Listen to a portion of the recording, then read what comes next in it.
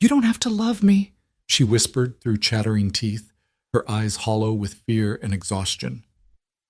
Daniel Wyatt stared at the half-frozen woman he'd just pulled from certain death, and something inside his chest cracked open like ice in spring thaw. Too late, he said, though she couldn't hear him yet. But she would. Before you hear how a Montana blizzard changed 2 broken lives forever, drop a comment with your city below. I want to see how far this story travels.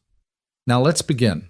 The wind screamed across the Montana high plains like a wounded animal, driving snow so thick Daniel Wyatt couldn't see his own gloved hands gripping the reins. February 1879 had brought the worst blizzard anyone could remember, and Daniel had lived through 42 winters in this unforgiving country. He should have stayed in the cabin, should have trusted his animals to weather the storm in the barn, should have done a lot of things differently in his life. But Daniel Wyatt had never been good at should-haves. His stallion, a gray named Prophet, snorted and stamped, fighting the bit as wind-driven snow stung his eyes. Daniel leaned forward, pressing his face against Prophet's neck, trying to see anything through the whiteout. The ranch was only half a mile behind them now, but in this storm, it might as well have been in another territory. He'd come out to check the north fence line, worried about the gap he'd noticed 3 days ago. Wolves had been testing his herd, and a broken fence in this weather meant dead cattle come morning, if morning ever came. The temperature had dropped so fast the snow squeaked under Prophet's hooves, that particular sound that meant 20 below, maybe colder. Daniel's beard was already frozen solid, ice crystals forming on his eyebrows and lashes. His fingers ached inside thick leather gloves. This was the kind of cold that killed men, and he knew it. He was turning Prophet back toward home, admitting defeat to the storm, when he saw it. A dark shape in the snow. Wrong shape. Not a boulder, not a fallen tree. Too angular. Daniel squinted, urging Prophet forward. The horse resisted, wanting the barn, wanting warmth, but Daniel pressed his heels in, and the stallion obeyed. 50 feet, 40, 30. It was a wagon. A small homesteader's wagon, the kind dirt-poor families used to cross the plains chasing dreams that usually ended in graves. It was tipped at an angle, one wheel buried in a drift. The canvas cover was shredded, flapping in the wind like broken wings. No horses in the traces, no smoke, no fire, no signs of life. Daniel dismounted, his boots punching through the snow crust. "Hello?" His voice was torn away by the wind. "Anyone here?" Nothing. Just the howl of the storm and the creak of frozen wood. He circled the wagon, checking inside. Empty. Supplies scattered and half buried. A broken chair, some tin plates, a woman's bonnet frozen stiff as iron. Whoever had been traveling in this death trap had either moved on or... Then he saw her. She was maybe 20 feet from the wagon, a dark mound against white snow, already half buried by the storm. Daniel's heart kicked hard against his ribs as he lunged forward, dropping to his knees beside her. A woman. Young, maybe late 20s, wearing a thin coat that wouldn't keep a person warm in October, let alone in this killing cold. "Ma'am?" He pulled off his glove, pressed shaking fingers to her throat. There, faint, so faint he almost missed it. A pulse. "Ma'am, can you hear me?" No response. Her lips were blue-white, her skin the color of snow. Ice crystals clung to her dark hair. She'd been out here a while. Too long. Daniel didn't waste time with more questions. He gathered her into his arms. She weighed almost nothing, and stood, fighting for balance in the wind. She was limp as a rag doll, her head lolling against his chest. He carried her to Prophet, who danced nervously at the unfamiliar burden. "Easy, boy. Easy now." Getting into the saddle with an unconscious woman in his arms tested every bit of Daniel's strength and horsemanship. He managed it somehow, settling her in front of him, wrapping his coat around them both. She was cold. So cold. Like holding a corpse. "Stay with me," he muttered, not sure if he was talking to her or to himself. "Just stay with me." The ride back to the cabin was the longest half-mile of Daniel's life. He couldn't see, could barely breathe in the wind, but Prophet knew the way home. Horses always did. The stallion pushed through drifts that came up to his chest, head down, ears pinned back, following some instinct older than memory. When the dark shape of the cabin finally emerged from the white chaos, Daniel nearly wept with relief. He half fell from the saddle, still holding the woman, and kicked open the cabin door. The inside was cold. He'd let the fire burn down before heading out, but it was shelter, and shelter meant life. He carried her to his bed, the only bed, and laid her down on the thick wool blankets. Her lips were still blue, still not moving. "No, you don't," Daniel said, his voice harsh. "You don't get to die in my house. You hear me?" He worked fast, building up the fire until it roared in the stone hearth, throwing heat and light across the rough cabin interior. Then he turned back to her, started peeling off her wet clothes. The dress was frozen to her skin in places. He had to be careful, working his hunting knife under the fabric, cutting it away. This wasn't about modesty. This was about survival. Leave wet clothes on in this cold, and she'd be dead within the hour. When he had her down to her thin cotton undergarments, he wrapped her in every dry blanket he owned, then added his buffalo robe, the thick hide he usually saved for the worst nights. He rubbed her hands, her feet, trying to bring feeling back into frozen flesh. Her fingers were white as bone. Frostbite, probably. Maybe bad. "Come on," he urged. "Come on, breathe. Get warm. Come on." He heated water, poured it into his only bottle, wrapped it in cloth and pressed it against her chest. He added more wood to the fire. He pulled his chair close to the bed and sat, watching her face for any sign of change. Nothing. An hour passed. Then 2. Outside, the storm howled its rage, but inside the cabin there was only the crack and pop of burning wood and the sound of Daniel's breathing. He watched the woman's chest, counting the shallow rises and falls, terrified each one would be the last. He found himself praying, something he hadn't done since his wife died 7 years ago. Please, please let her live. I don't know who she is or where she came from, but please. Near midnight, or what he guessed was midnight, her eyes fluttered open. Daniel leaned forward so fast he nearly fell out of his chair. "Ma'am, can you hear me?" Her eyes were dark brown, almost black, and filled with confusion and terror. She tried to sit up, gasped, fell back against the pillows. "Easy," Daniel said, raising his hands. "You're safe. You're in my cabin. I found you in the snow. You nearly froze to death." She stared at him, breathing hard, her eyes darting around the cabin, taking in the rough log walls, the bearskin rugs, the rifle mounted above the door, the lack of any other people. When her gaze came back to him, there was fear there, raw and unmistakable. "Where?"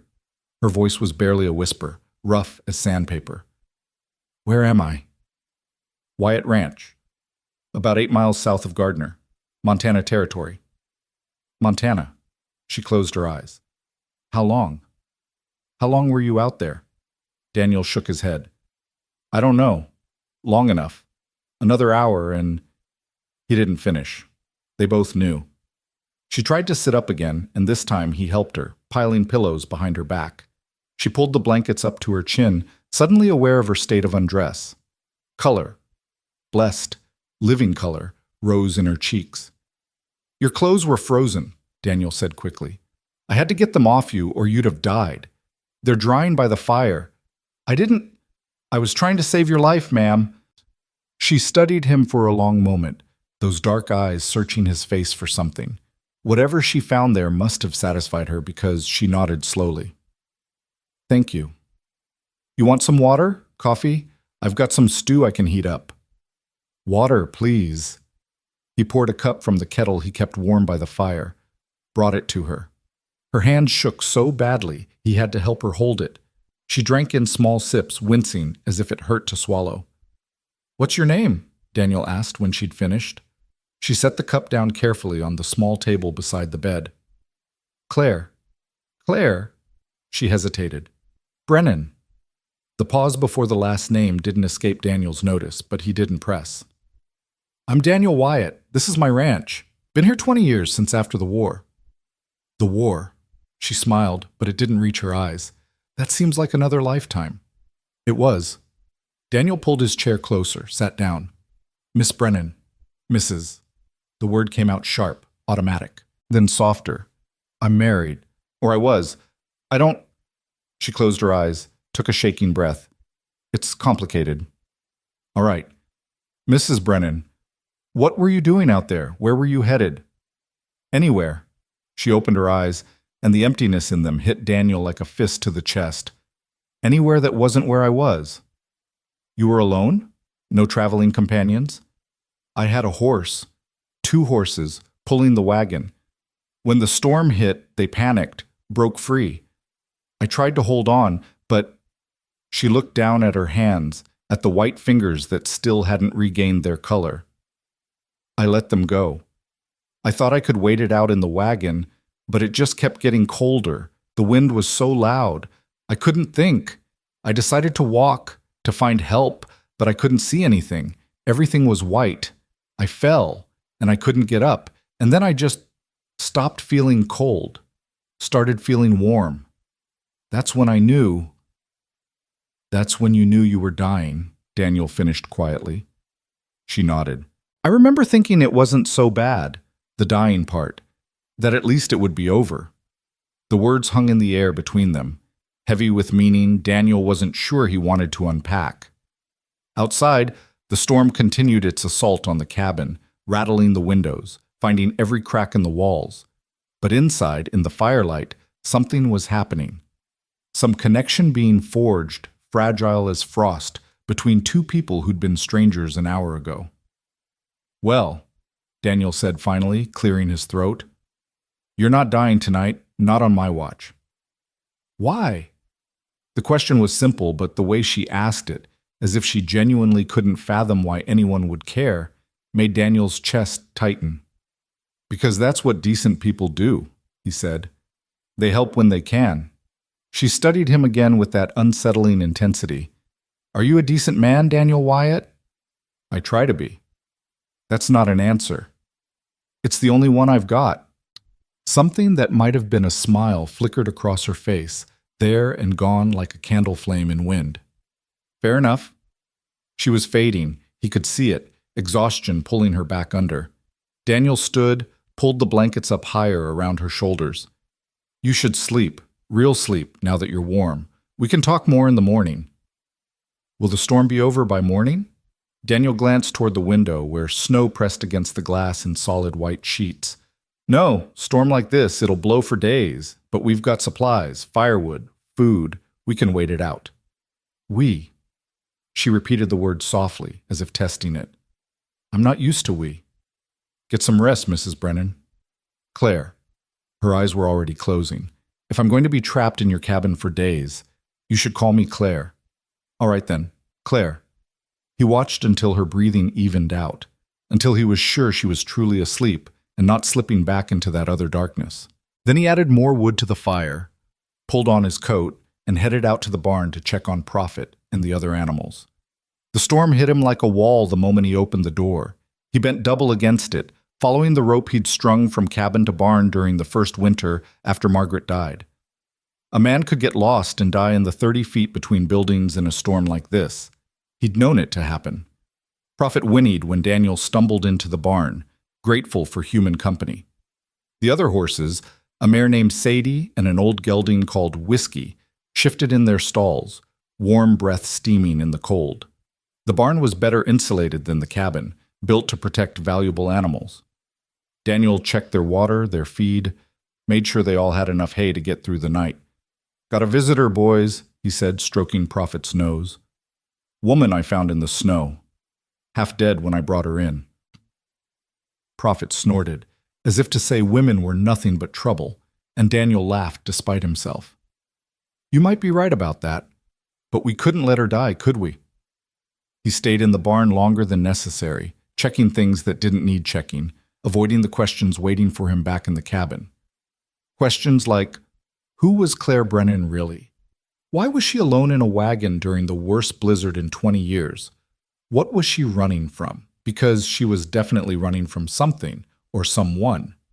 And why did the word complicated, when she mentioned her marriage status, make Daniel's jaw tighten with an anger he had no right to feel?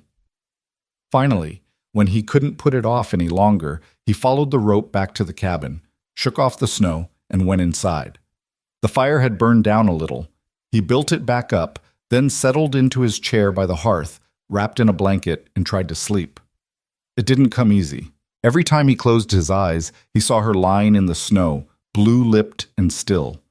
Saw her dark eyes opening, full of terror and something else, something broken that recognized something broken in him. "You don't get to die in my house," he'd said, but maybe the truth was simpler and more selfish than that. Maybe what he'd really meant was, "You don't get to die before I figure out why finding you felt like finding something I didn't know I'd lost." The storm blew for 3 days straight. On the morning of the second day, Claire was strong enough to sit up, to drink the coffee Daniel brought her, to eat a few bites of the venison stew he'd made. She didn't talk much, but she watched him moving around the cabin with those dark, careful eyes, tracking his every movement like a deer watching a wolf, never quite sure if she needed to run. Daniel tried to give her space, tried not to hover, but it was a small cabin, and there were only so many places to be. He busied himself with small tasks, repairing a bridle, sharpening his knife, organizing supplies that didn't need organizing, anything to avoid the strange tension that filled the air whenever they were both awake. On the third day, the wind finally died down. The snow didn't stop, but it fell straight now instead of sideways, soft flakes drifting down in relative peace. Claire was up and dressed in her own clothes, the dress Daniel had carefully dried and mended where it had torn. She stood by the window, looking out at the white world, her arms wrapped around herself. "It's beautiful," she said softly. "And terrible." Daniel joined her at the window, keeping a respectful distance. "That's Montana. Beautiful and terrible, often at the same time." "Is it always like this? The isolation?" "Sometimes. Winter can be hard, but spring comes eventually, always does." She glanced at him, something unreadable in her expression. "You believe that? That spring always comes?" "I have to. Otherwise, what's the point?" She turned back to the window. "My mother used to say that. She'd say, 'Claire, no matter how long the winter, spring will come.' She died when I was 15. Spring hadn't come yet." Daniel didn't know what to say to that, so he said nothing. Sometimes silence was the most honest response. After a moment, Claire spoke again, her voice so quiet he had to lean closer to hear. "I should tell you about where I came from, why I was out there." "You don't have to." "Yes, I do."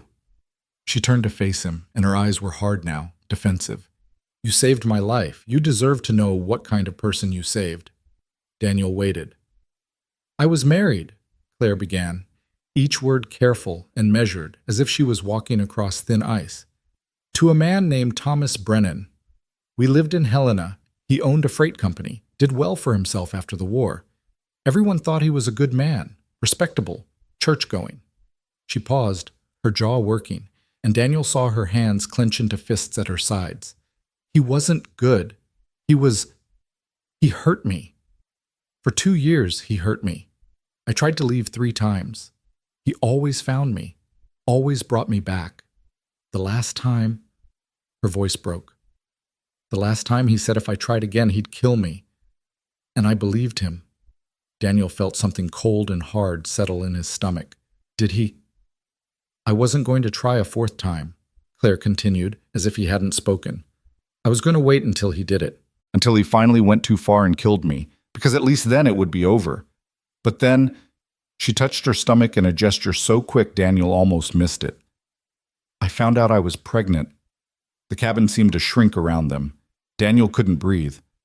"I couldn't let him hurt a child," Claire whispered. "I couldn't. So I took what I could carry, stole his wagon and horses, and I ran. That was 6 weeks ago. I've been running ever since, always moving, never staying anywhere long enough for him to catch up. When the storm hit, I thought it was over. I thought he'd found me, that this was punishment for thinking I could ever be free. But it wasn't," Daniel said. "No." She looked up at him, and tears were streaming down her face now, silent and steady. "It was you. It was spring coming early. It was a second chance I don't deserve." "Stop." The word came out harder than Daniel intended. He took a step closer, closing the distance between them. "Don't say that. Don't ever say you don't deserve to live." "You don't understand." "I understand plenty." His voice was rough with an emotion he couldn't name. "I understand that you survived something that would have broken most people. I understand that you had the courage to run when running might get you killed. and I understand that any man who would hurt a woman deserves—" He stopped, forcing himself to breathe, to calm down. "He doesn't deserve you thinking about him one more second." Claire stared at him, her eyes wide and wet. "You don't even know me." "I know enough." "Do you?" Her voice turned sharp, defensive. "Do you know I stole from him? That I took his horses, his wagon, money from his lockbox? Do you know I've lied to every person I've met since I left? Used false names in every town? Do you know that I know you're standing here alive when you should be dead." Daniel heard the intensity in his own voice and tried to dial it back, failed. "I know you fought when most would have given up. I know you're brave and strong, and you damn well deserve to be free." The words hung between them, raw and honest, and Daniel realized too late how much he'd revealed, how much he'd let her matter in just 3 days. Claire must have realized it too, because she took a step back, her expression shifting from vulnerable to guarded. "You don't have to save me, Daniel. You already did that. You don't owe me anything more. I don't do things because I owe them." "Then why?" She wrapped her arms around herself again, that defensive gesture he was beginning to recognize. "Why care what happens to me? Why not just point me toward the next town and send me on my way when the storm clears?" It was a fair question. Daniel wished he had a good answer. "Because," he said slowly, "I've been alone in this cabin for 7 years. 7 years of nothing but me and the horses and the snow and the silence. And in 3 days, you've made me remember what it's like to have another person here, to have someone to talk to, someone to worry about, someone to—" He stopped, realizing he was saying too much, going too far. "Someone to what?" Claire asked softly. Daniel looked at her, really looked at her, at the way the firelight caught in her dark hair, at the strength in her eyes despite everything she'd been through, at the way she held herself together even when she was clearly falling apart inside. "Someone to care about," he finished quietly. The silence that followed was different from the ones before, heavier, more dangerous. "You don't know me," Claire repeated, but her voice was softer now, uncertain. "Then stay. Let me know you." "I can't." "Why not?" "Because he'll find me eventually. He always does. And when he does—" "Let him come." Daniel's voice was flat, cold. "Let him try." Claire's eyes widened. "You don't know what you're saying. Thomas he's dangerous. He has money, connections. He won't just let me go. He won't have a choice." "Daniel." "Claire." He took another step closer, close enough now that he could see the gold flecks in her brown eyes, could smell the faint scent of the soap she'd used that morning. "Listen to me. You're safe here. I don't care who your husband is or how much money he has or how many men he brings with him. This is my land, and I decide who's welcome on it and who's not. And any man who'd hurt you," his hands clenched into fists at his sides, "he's not welcome. You can't protect me forever. Watch me." They stared at each other, and Daniel saw the moment something shifted in her eyes, saw fear give way to something that might have been hope, or might have been something more dangerous than hope. "I'm going to be trouble for you," Claire said, but she didn't move away. "I can handle trouble." "You say that now." "I'll say it tomorrow too, and the day after that." A sound escaped her throat, something between a laugh and a sob. "You're either very brave or very stupid." "Probably both." This time she did laugh, a real laugh that transformed her face, made her look younger, lighter, like a person who hadn't spent 2 years being hurt by the man who was supposed to love her. "All right," she said finally. "All right, I'll stay. For now. Until the snow melts and I can—" She trailed off, not finishing the thought. "Until spring," Daniel said. "Until spring," she agreed. And standing there in his small cabin, with the snow still falling outside and the fire crackling behind them, Daniel felt something shift in his chest, something that had been frozen for 7 years starting to thaw. He didn't know if it was smart or stupid or somewhere in between. Didn't know if this woman with her secrets and her sadness and her dangerous husband somewhere out there looking for her would destroy the quiet life he'd built in this lonely place. All he knew was that when he'd found her in the snow, half dead and giving up, some part of him had recognized some part of her. 2 broken things calling to each other across the wind, and maybe that was enough. Maybe that was everything. The next morning, Daniel woke to the smell of coffee and something baking. He sat up in the chair where he'd spent another uncomfortable night. He'd given Claire the bed, wouldn't hear any argument about it, and rubbed his eyes. The cabin was warm, the fire burning strong, and Claire was standing at the stove, her back to him, humming something under her breath. For a moment, Daniel just watched her, afraid to move and break whatever spell had settled over his cabin in the night. She'd pulled her hair back in a simple braid, and she was wearing one of his flannel shirts over her dress because the cabin was still cold in the mornings. The shirt was too big on her, hung almost to her knees, and something about seeing her in his clothes made Daniel's chest tighten in a way that had nothing to do with the cold. "You're awake," Claire said without turning around. "Coffee's hot." "You didn't have to." "I wanted to." She glanced over her shoulder, and there was a shyness in her smile that hadn't been there yesterday. "You've been taking care of me for days. The least I can do is make breakfast." Daniel stood, stretched his back. He was getting too old to sleep in chairs, and poured himself a cup of coffee. It was good, strong and black, the way he liked it. "What are you making?" "Biscuits, or trying to. I'm not much of a cook, but I know the basics." She opened the oven. The small wood stove had an oven built in, one of the few luxuries Daniel had allowed himself, and peered inside. "They're not burning yet, so that's promising." "I'm sure they'll be fine." They ate breakfast in companionable silence. The biscuits were a little lopsided but tasted good, and Claire seemed pleased when Daniel ate 3 of them. After, she insisted on cleaning up while Daniel went out to check on the animals and assess the storm damage. The world outside was transformed. Snow lay 3 feet deep across everything, smooth and pristine except where the wind had carved it into strange shapes. The sky was clearing, patches of blue showing between gray clouds, and the temperature had risen, still cold, but not the killing cold of the blizzard. Daniel could work in this, could dig out paths, could start repairs. He spent the morning shoveling, making paths from cabin to barn to woodshed. The work was hard but satisfying, the kind of labor that cleared the mind and tired the body in good ways.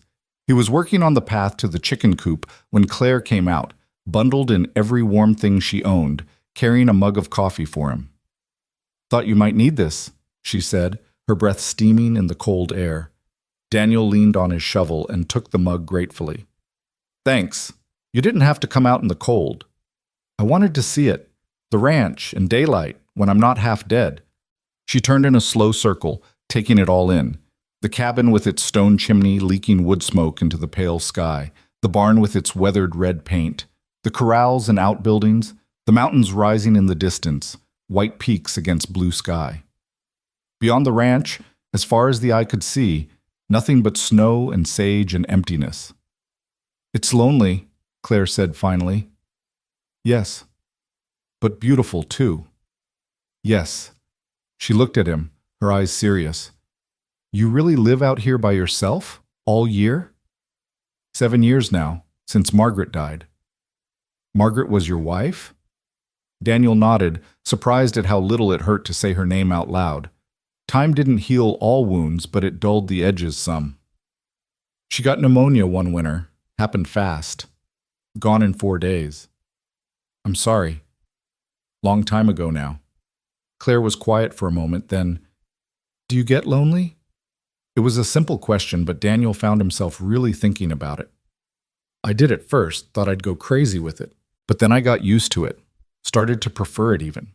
No complications out here, no one to disappoint or hurt, just me and the land and the animals. And now? Now what? Are you lonely now?" Daniel looked at her. This woman who'd stumbled into his life in the middle of a blizzard, this stranger who already felt less like a stranger than she should and found he couldn't lie.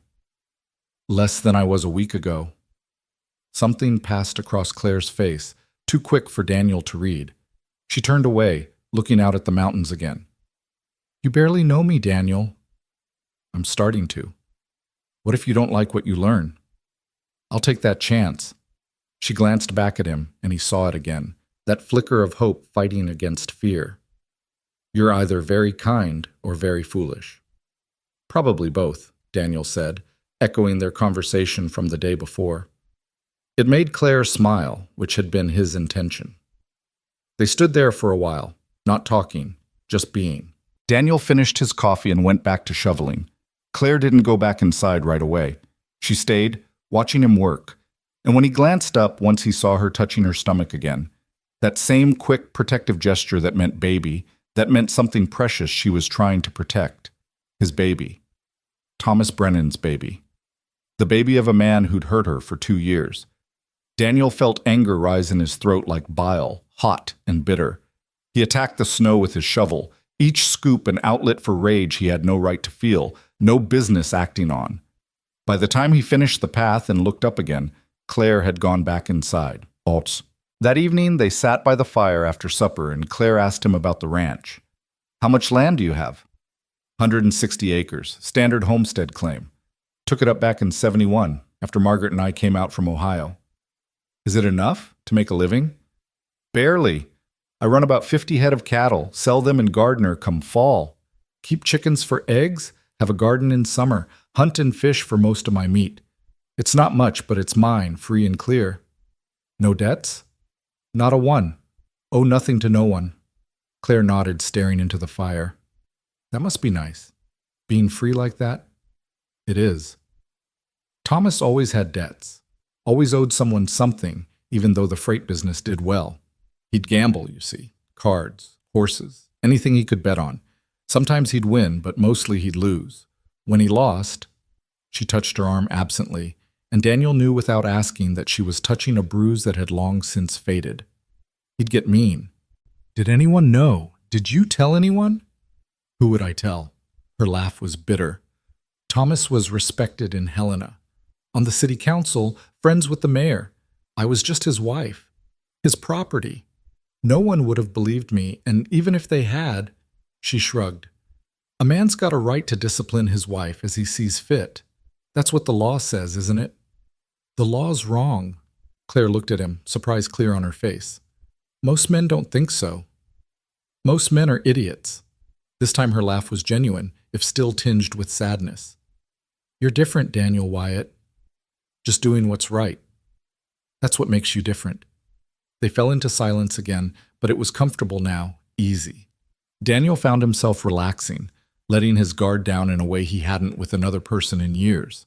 There was something about Claire, something in the way she looked at the world, weary but not broken, hurt but not defeated, that made him want to trust her with pieces of himself he usually kept locked away. Can I ask you something? Claire said after a while. Sure. Why did you really come out in that storm? It wasn't just to check fence lines, was it? No one risks their life for fence lines. Daniel was quiet for a long moment, deciding how honest to be. Finally, you're right. It wasn't about the fences. Then what? I don't know exactly. I had this feeling. Like I needed to go out, needed to check, needed to be out there right then. Doesn't make sense, I know. Like you were supposed to find me? Maybe. Or maybe I'm just a fool who got lucky. Claire studied him in the firelight, her expression thoughtful. I don't believe in luck, or fate, or divine intervention. I used to, before Thomas. But 2 years of praying to be rescued and having those prayers go unanswered kind of kills that belief. But you found me anyway, right when I'd given up, right when I'd decided to just lie down in the snow and let it be over. She paused. That means something, doesn't it? Daniel didn't have an answer for that. Didn't know if anything meant anything or if the world was just chaos and chance and people stumbling into each other in blizzards. All he knew was that he'd found her, pulled her from the snow, brought her back from the edge of death. And now she was here, sitting by his fire, wearing his flannel shirt, growing a baby in her belly that would need protecting come spring. I think, he said slowly, that we don't always get to know the why of things. We just have to decide what we're going to do about them. And what are you going to do? About me? The question hung in the air between them, heavy with implications neither of them were quite ready to examine. Keep you safe, Daniel said, for as long as you'll let me. Claire's eyes shimmered in the firelight. You don't have to love me, Daniel. You don't owe me that. The words hit him like a physical blow, and suddenly Daniel understood what this conversation was really about. She was giving him an out, telling him he could help her without having to feel anything, without having to care beyond basic human decency. She was protecting him. Or maybe she was protecting herself.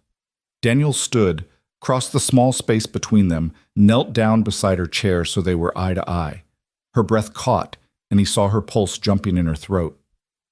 "Claire," he said softly, "I need you to understand something." "What?" "It's already too late for that." "Too late for what?" "To not care. To not—" He stopped, searching for the right words. "When I found you in that snow, something changed. I don't know how to explain it, and I'm not saying I'm in love with you. I'm not fool enough to claim that after less than a week. But I'm saying that I care what happens to you. I care if you're safe. I care if you're happy. And no, you don't owe me anything. And no, I don't owe you anything. But that doesn't change the fact that I care." Claire stared at him, her eyes wide and wet. "You barely know me." "I know enough to know I want to know more. I'm pregnant with another man's child. I don't care. He'll come looking for me. Let him. I'm damaged, Daniel. Broken. I don't know if I can ever— Stop." He reached up, gently touched her face, felt her flinch before she forced herself still. "You're not broken. You're surviving. There's a difference." A tear slipped down her cheek, and Daniel caught it with his thumb. "You don't have to love me," Claire whispered again, like a prayer or a plea. "Too late," Daniel said, and meant it. They sat there in this firelight, the truth hanging between them, like the first thaw after a long winter, tentative and fragile and full of dangerous promise. Outside, the wind picked up again, rattling the windows, but inside the cabin it was warm. Inside, for the first time in a long time, neither of them felt quite so alone. And maybe that was enough. Maybe that was everything. The days that followed fell into a rhythm neither of them had planned, but both seemed to need. Daniel woke before dawn, built up the fire, made coffee. Claire would wake to the smell of it, emerge from behind the curtain he'd strung across one corner to give her privacy, and they'd share breakfast in comfortable silence. Then Daniel would head out to tend the animals and work on winter repairs while Claire kept the cabin warm, mended clothes, and tried her hand at cooking with the limited supplies available. It was domestic in a way that should have felt strange, should have felt too fast, but somehow didn't. Maybe because they were both so starved for companionship. Maybe because the isolation of the ranch, the endless white landscape stretching in all directions, created its own reality separate from the rules of the world beyond. Or maybe, Daniel thought as he watched Claire laugh at something one of the chickens did, maybe it was just right in a way neither of them wanted to question too closely. 2 weeks after the blizzard, Claire was in the cabin kneading bread dough when Daniel came in from morning chores, his face tight with worry. "What's wrong?" she asked immediately, her hands stilling in the flour. Daniel pulled off his gloves, moved to the window. "Tracks. In the snow. Fresh ones. From this morning." Claire's face went pale. "What kind of tracks?" "Horse. Single rider, came up from the south road, circled the property, then headed back the way he came." Daniel turned to look at her. Could be nothing. Could be a drifter, someone lost, checking to see if the ranch was occupied. "But you don't think so?" "No, I don't." He moved away from the window, started checking his rifle, loading cartridges with practiced efficiency. Whoever it was, they were careful. "Stayed just out of range, kept to the tree line. That's not how lost travelers behave."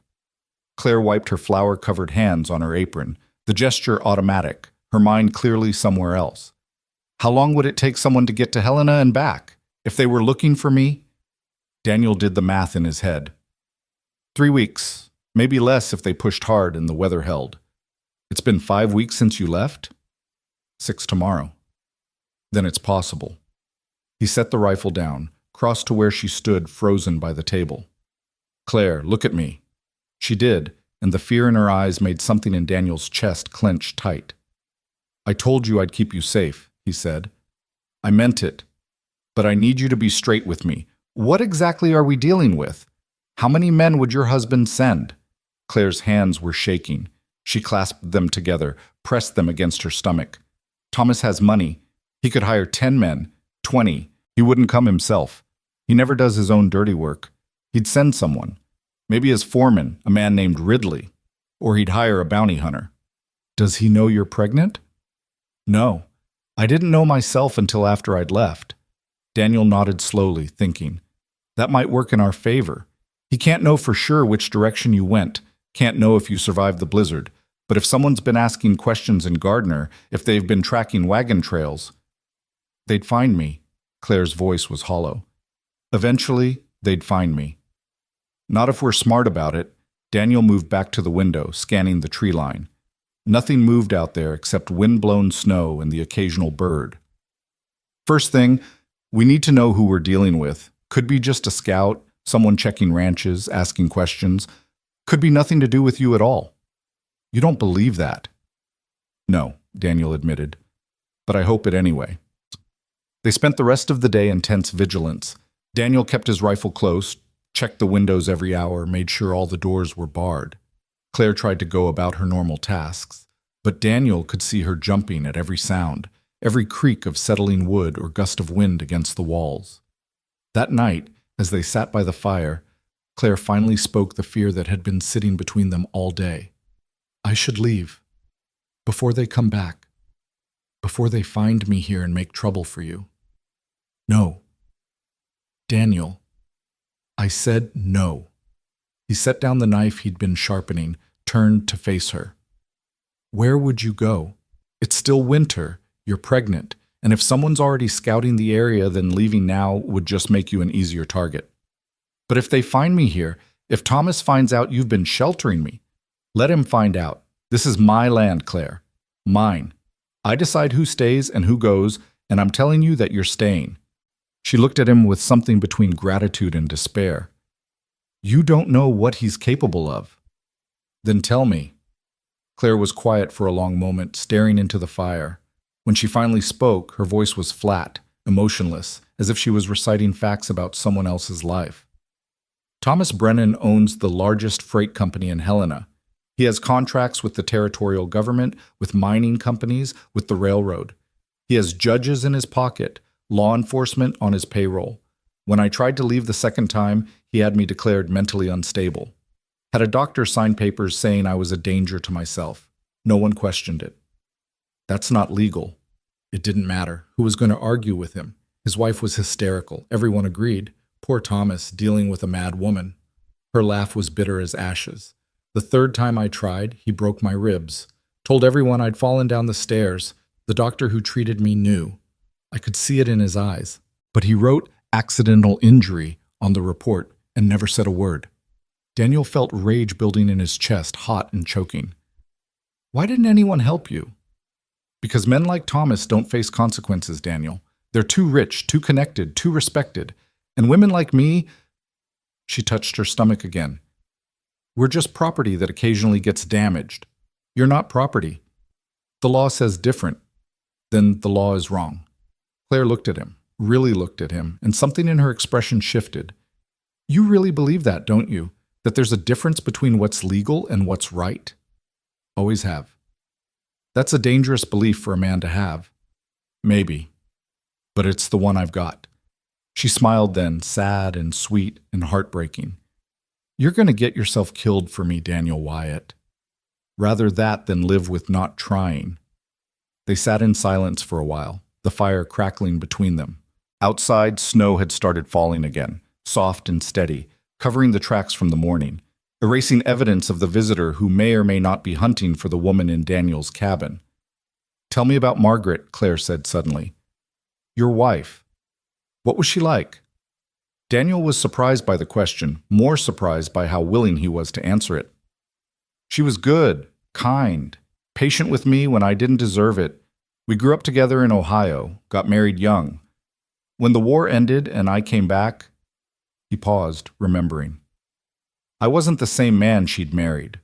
War does that, changes you in ways you can't explain to people who weren't there. But she stayed. She stayed, said she didn't marry me for who I was. She married me for who we'd be together. When I told her I wanted to go west, start fresh somewhere no one knew us, she packed her things without a single complaint. He smiled at the memory. She hated it here at first. Hated the cold, the isolation, the wind. But she stuck it out. Made this place a home. You loved her. Yes. Do you still? It was a bold question, maybe too bold, but Daniel found he didn't mind. I'll always love her, but she's gone, And I'm still here, and life keeps moving whether we want it to or not. Claire nodded slowly. I never loved Thomas. Not even in the beginning. My father owed him money, and Thomas offered to forgive the debt if I'd marry him. I was 23, my father was dying, and I thought— She shrugged. I thought it was the right thing to do. Sacrifice myself to save my family. Noble, stupid girl that I was. That's not stupid. That's brave. No, it was stupid. Brave would have been saying no. Brave would have been finding another way. Instead, I sold myself for my father's debt, and he died 6 months later anyway, so it didn't even matter in the end. It mattered. It mattered because you tried. Claire looked at him, her eyes bright with unshed tears. Why are you so kind to me? Why shouldn't I be? Because I've done nothing to earn it. I'm trouble, Daniel. I'm a married woman pregnant with another man's child, with a dangerous husband hunting for me, and I'm sitting in your cabin eating your food and wearing your dead wife's shawl, and I've got no right to any of it. Daniel stood, crossed to where she sat, knelt down beside her chair the way he had that first night. You've got every right. You're a person, Claire, a human being who deserves safety and kindness and a warm place to sleep. You don't have to earn those things. They should be given freely. That's not how the world works. It's how my world works. She reached out, hesitant, and touched his face.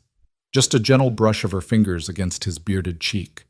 It was the first time she'd touched him willingly, and Daniel held very still, afraid to move and break whatever fragile trust was forming between them. You're a good man, Daniel Wyatt, she whispered. I'm trying to be. That's what makes you good. They stayed like that for a long moment, her hand on his face, his eyes on hers, the fire warm behind them, and the snow falling soft outside. Then Claire leaned forward, slow and careful, and pressed her forehead to his. They didn't kiss, didn't cross that line, but the intimacy of the gesture, the simple human contact, the shared warmth and breath, was more powerful than any kiss could have been. I'm scared, Claire breathed against his skin. I know. Not just of Thomas finding me. I'm scared of this, of whatever's happening between us, of caring about you when I know it can't end well. Who says it can't?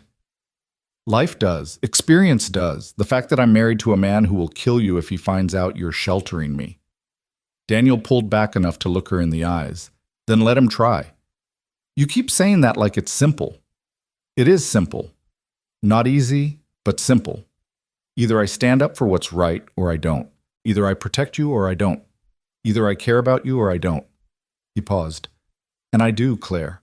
I care about you. Maybe that's stupid. Maybe it's too fast. Maybe it'll get me killed. But it's true. She was crying now, silent tears streaming down her face. You don't have to love me. Too late, Daniel said again, and this time when he said it, he knew it was true. Not romantic love, not yet. They barely knew each other, after all, but something deeper and more fundamental. The kind of caring that comes from recognizing yourself in another person, from seeing their pain and wanting to take it away, from standing at a crossroads and choosing to step forward instead of back. Claire kissed him then, just a soft press of lips against lips, there and gone, more promise than passion. When she pulled away, she was smiling through her tears. You're going to break my heart, Daniel Wyatt. Not if I can help it. You might not have a choice. Then we'll face it together. She laughed, a sound halfway between joy and sorrow. Together. I like the sound of that. So do I. That night, after Claire had gone to bed behind her curtain, Daniel sat by the fire and tried to think through what he was getting himself into. He'd meant everything he'd said to her, meant it with a conviction that surprised even himself, but that didn't change the facts. She was married. She was pregnant with another man's child. She had a powerful, dangerous husband who would eventually come looking for her.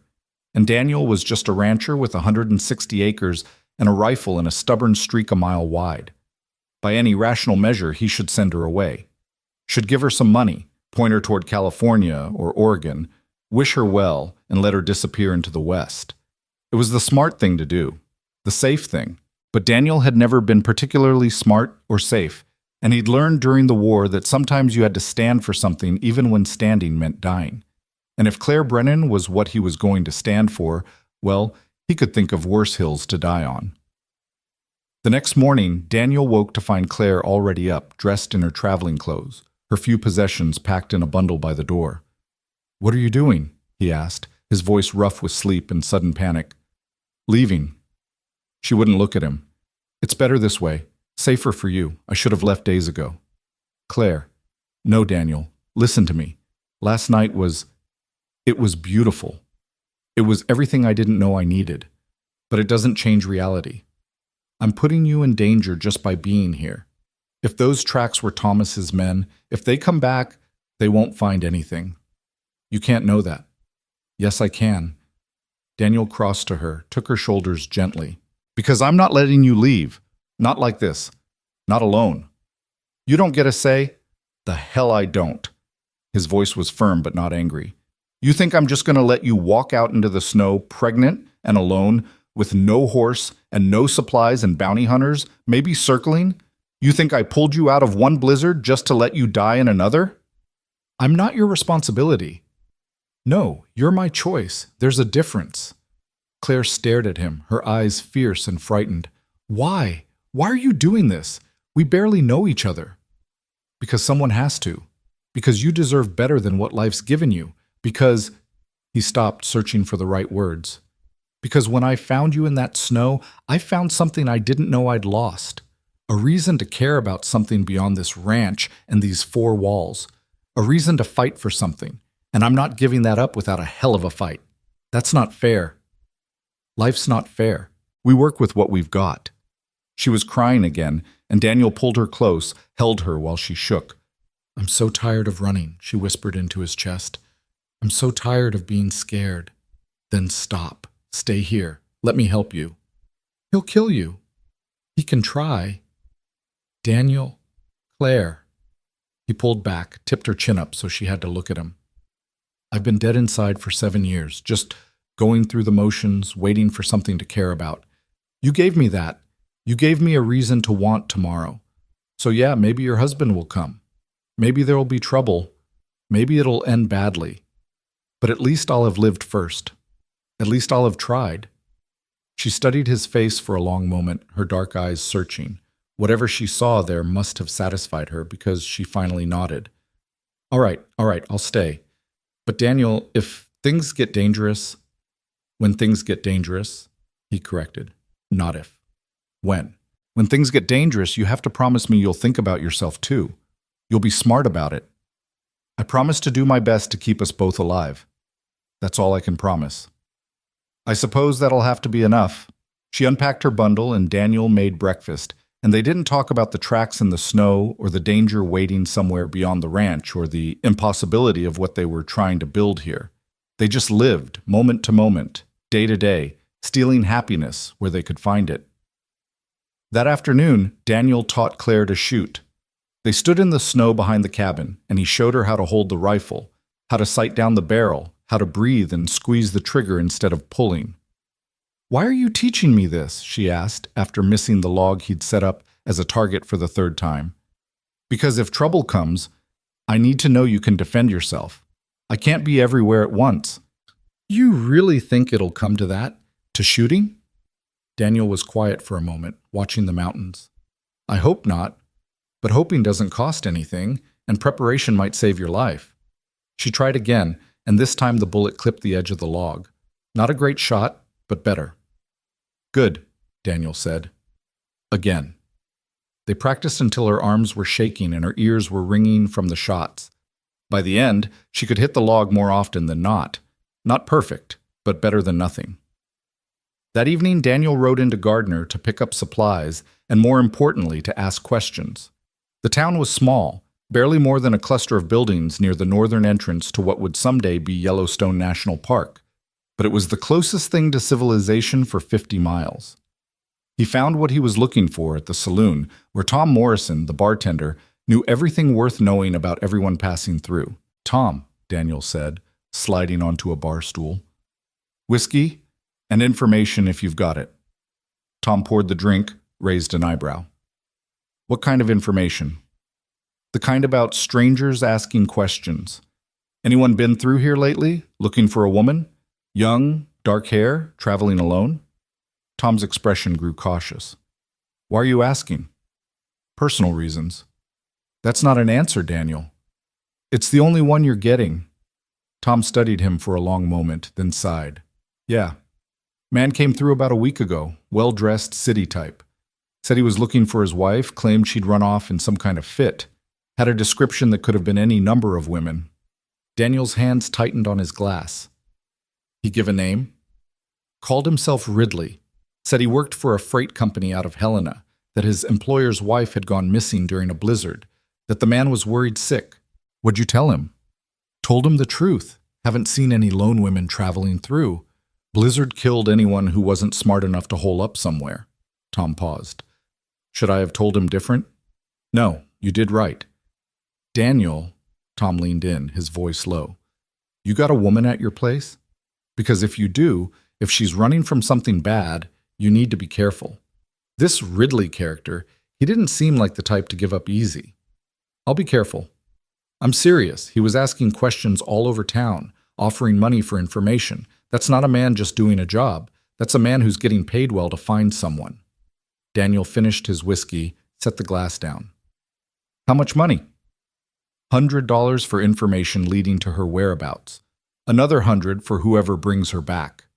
Tom whistled low. That's serious money, Daniel.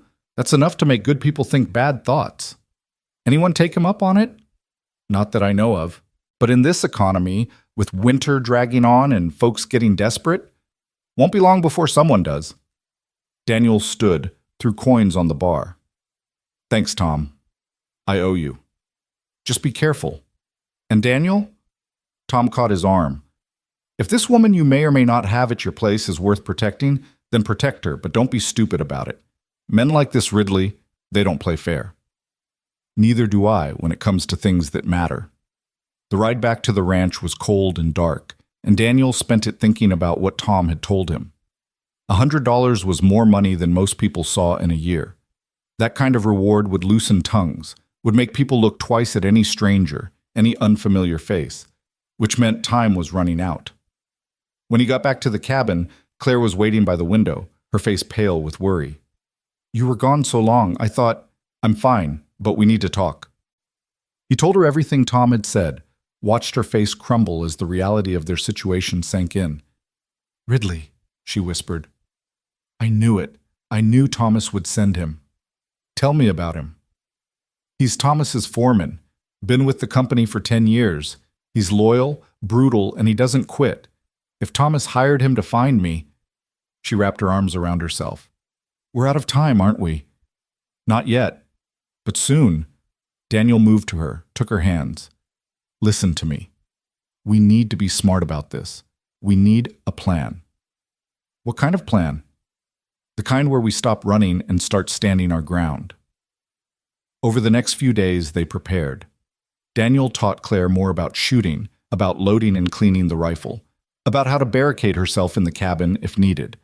He showed her where he kept extra ammunition, where the money was hidden, where the best places to hide were if someone came while he was out. They were practical preparations, the kind any sensible person would make when facing a threat. But underneath the practicality was something else, a growing certainty that they were building something worth fighting for, worth defending, worth the risk. 3 weeks after the tracks appeared, on a clear March morning when the snow was finally starting to melt, and the first hints of spring were showing in the longer days and warmer sun, Daniel spotted riders approaching from the south, 3 of them. He'd been repairing a fence post when he saw them, 3 dark figures on horseback moving slowly up the ranch road. Too slow to be friendly visitors, too deliberate to be lost travelers. Daniel dropped his tools and ran for the cabin. Claire, he burst through the door. We've got company. 3 riders coming from the south. Her face went white. Thomas? Can't tell yet, but we're not taking chances. He grabbed his rifle, handed her the smaller carbine they'd been practicing with. Remember what I taught you. You stay inside, keep the door barred. Don't open it for anyone but me. If things go bad, Daniel, if things go bad, you take the money from under the floorboard, you take profit from the barn, and you ride north to Fort Ellis. Ask for Captain Morrison. He's Tom's brother. He'll help you. You understand? I'm not leaving you. Claire, I said I'm not leaving you. Her voice was fierce, her eyes bright. I've run from enough fights. If this one's coming, I'm standing with you." Daniel wanted to argue, wanted to lock her in the cabin and face the riders alone, but there wasn't time. They were close now, maybe 5 minutes out. "All right," he said. "All right. But you stay behind me, and you don't shoot unless I tell you to. Agreed?" "Agreed." They took positions on the porch, Daniel in front, Claire behind him, and to the left, both rifles loaded and ready. The morning sun was bright on the snow, making Daniel squint as the 3 riders approached. As they got closer, Daniel could make out details. The man in the lead was tall, broad-shouldered, wearing a dark coat and a wide-brimmed hat. The 2 behind him were younger, harder-looking, the kind of men hired for their willingness to do violence. The lead rider stopped about 20 feet from the porch. Up close, he had the kind of face that looked like it had been in too many fights and won most of them. His eyes, when they fixed on Daniel, were cold and assessing. "Morning," the man said. His voice was surprisingly cultured, at odds with his appearance. "Name's Ridley. I'm looking for someone, and I believe you might be able to help me." "That's so?" Daniel kept his rifle pointed at the ground, but his grip was ready. "What makes you think that?" "Let's not play games. I know you have her. Claire Brennan, Thomas Brennan's wife." Ridley's eyes shifted to Claire, standing behind Daniel, and something that might have been satisfaction crossed his face. "Hello, Mrs. Brennan. Your husband's been worried about you." Claire's voice, when she spoke, was steady despite her obvious fear. "I have nothing to say to you, Ridley, and I'm not going back." "Now, ma'am, that's not your decision to make. You're a married woman. Your place is with your husband." "Her place," Daniel said quietly, "is wherever she damn well chooses it to be." Ridley's attention snapped back to Daniel. "And who might you be? Some drifter she took up with? Some poor fool she's got convinced she's an innocent victim?" "I'm the man who owns this land, which makes you trespassing. I'm not here to cause trouble. I'm here to bring Mrs. Brennan home, that's all." "She is home." The words hung in the cold air, simple and absolute. Daniel saw Ridley's jaw tighten, saw his hand drift toward the gun at his hip. "Mr. I don't know what she's told you, but I'm guessing it's all lies. Claire Brennan is a disturbed woman. She ran away from a good husband, a good home in the middle of winter. She's not well. She needs to come back where she can be properly cared for." "I'm not sick," Claire's voice cracked like a whip. "I left because Thomas hurt me, because he beat me, because staying meant dying and I chose to live instead." Ridley's expression didn't change. "Mrs. Brennan, these fantasies you've constructed, they're not fantasies." Claire stepped forward, and Daniel felt her presence beside him, solid and sure. "I have scars, Ridley. You've seen some of them. You know what Thomas is. You've always known." For the first time, something flickered in Ridley's eyes. Not quite shame, but close. "What happens between a man and his wife is none of your concern, which is what you're going to tell Thomas when you ride back to Helena." Daniel's voice cut through whatever Ridley was going to say. "You're going to tell him that you found his wife, that she's safe, and that she's staying here of her own free will." "I can't do that." "Sure you can, unless you want trouble, in which case I'm happy to provide it." One of the men behind Ridley shifted in his saddle, his hand moving to his gun. Daniel's rifle came up in one smooth motion, aimed directly at Ridley's chest. "I wouldn't," Daniel said calmly. Ridley raised a hand, stilling his men. "You're making a mistake. Thomas Brennan is not a man to cross. He has resources, connections. He can make life very difficult for you. Let him try. You'll lose everything. This ranch, your freedom, maybe your life. Maybe, but at least I'll lose it standing for something I believe in." Ridley studied Daniel for a long moment, and some kind of calculation was happening behind those cold eyes. Finally, he nodded slowly. "I'll give you one chance to walk away from this. One chance to be smart. Give me Mrs. Brennan, take the $200 I'm authorized to offer as compensation for your trouble, and forget any of this happened." "Not interested." $200 is a lot of money." "Not enough." "What would be enough?" Daniel smiled, but there was no humor in it. "There isn't a number high enough. She's not for sale and she's not leaving. That's final." Ridley's face hardened. "Then you're a fool and you'll die a fool's death. But I'll give you 24 hours to reconsider. I'll be in Gardner, at the saloon. You bring Mrs. Brennan to me by this time tomorrow, and I'll forget about you, forget about this place, forget I ever saw her here. But if you don't, he paused. Well, then we'll be back, and next time we won't be so polite. You do what you have to do, so will I. Ridley tipped his hat, a mockery of politeness. Mrs. Brennan, I hope you understand what you're doing. I hope you understand what you're asking this man to sacrifice for you. I understand perfectly, Claire said. I'm asking him to help me stay alive, to help me stay free. That's all. Freedom. Ridley said the word like it was poison. You're a married woman, Mrs. Brennan. You have no freedom. You belong to your husband, by law and by God. The sooner you accept that, the easier this will be for everyone. I belong to myself. Ridley shook his head, almost pityingly. Goodbye, Mrs. Brennan. I'll see you tomorrow. He turned his horse, and his men followed. Before they'd gone 10 feet, he called back over his shoulder. 24 hours, mister. Use them wisely. They watched the 3 riders disappear down the road, watched until they were nothing but dark specks against white snow. Only then did Daniel lower his rifle. Only then did he let himself breathe.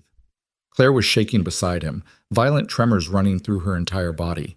Daniel set his rifle aside and pulled her into his arms, held her while she fought for control. It's all right, he murmured. It's all right. They're gone. For now. But they'll be back, Daniel.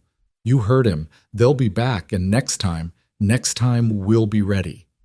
She pulled away, looked up at him with eyes full of fear and something that might have been anger. You should have let me go with them. You should have taken the money. $200, Daniel. That's nothing. It's nothing compared to... He stopped, not sure how to finish. Compared to what? Compared to you. The words hung between them, raw and honest and terrifying in their implications. Claire stared at him, and Daniel saw the moment she understood what he was really saying, what he'd been saying all along but hadn't had the courage to speak plainly. Daniel, she whispered, you barely know me. I know enough. You're going to get killed. Maybe. But at least I'll die for something that matters. She laughed then, a sound somewhere between hysteria and despair. You're insane. You're absolutely insane. Probably. You can't fight them. You can't fight Thomas Brennan and win. Watch me. She kissed him then, hard and desperate, and full of all the words neither of them knew how to say. When she pulled away, they were both breathing hard. All right, Claire said. All right. If we're doing this, if we're really doing this, then we do it together. No more trying to protect each other. No more secrets. We face whatever's coming side by side. Together, Daniel agreed. Together. They had 24 hours. Not long, but maybe long enough. Daniel spent the afternoon reinforcing the cabin, barring windows, setting up positions where they could shoot from cover if needed. Claire loaded every gun they owned, prepared supplies in case they needed to flee, gathered anything valuable that could be quickly carried. They were preparing for war, and they both knew it. But underneath the practical preparations was something else. A strange kind of joy, the satisfaction of finally standing for something, of choosing to fight instead of run. That night, they didn't sleep. They sat by the fire, and Claire told Daniel about her life before Thomas, about the girl she'd been before marriage turned her into something frightened and small. Daniel told her about the war, about the things he'd seen and done that still haunted his dreams, about how coming west had been about running away as much as starting over. They talked until the fire burned low and the night grew cold, and when dawn finally came, painting the snow pink and gold, they were ready. Ready for whatever Ridley brought, ready for whatever came next, ready to stand together, come what may. The sun rose higher, burning off the morning mist, and still no riders came. Daniel stood watch from the window, his rifle never far from reach, while Claire moved through the cabin with a forced calmness that didn't quite hide the tension in her shoulders. Every sound made them both freeze, the creak of settling wood, the whistle of wind through the eaves, the distant call of a crow. Each one could be the warning that their 24 hours were up. By noon, Daniel's nerves were stretched thin as wire. Maybe they're not coming, Claire said, though her voice held no conviction. Maybe Ridley decided it wasn't worth the trouble. Men like Ridley don't back down from a job. If he hasn't come yet, it's because he's planning something. Getting more men, maybe, waiting for dark. Daniel checked his rifle for the dozenth time. Whatever he's doing, it's not giving up. Then what do we do? Just wait here like rabbits in a trap? Daniel turned from the window, looked at her standing there in the middle of his cabin, one hand unconsciously resting on her belly where a child was growing, a child that would need protecting, would need a future better than the one Claire had escaped from. Something hardened in his chest, crystallized into certainty. No, he said. We don't wait. We take the fight to them. Claire's eyes widened. What do you mean? I mean, I'm tired of sitting here waiting to be attacked. I'm going into Gardner, going to face Ridley on my terms, not his. That's insane. He'll have his men with him, probably more by now. You'd be walking into...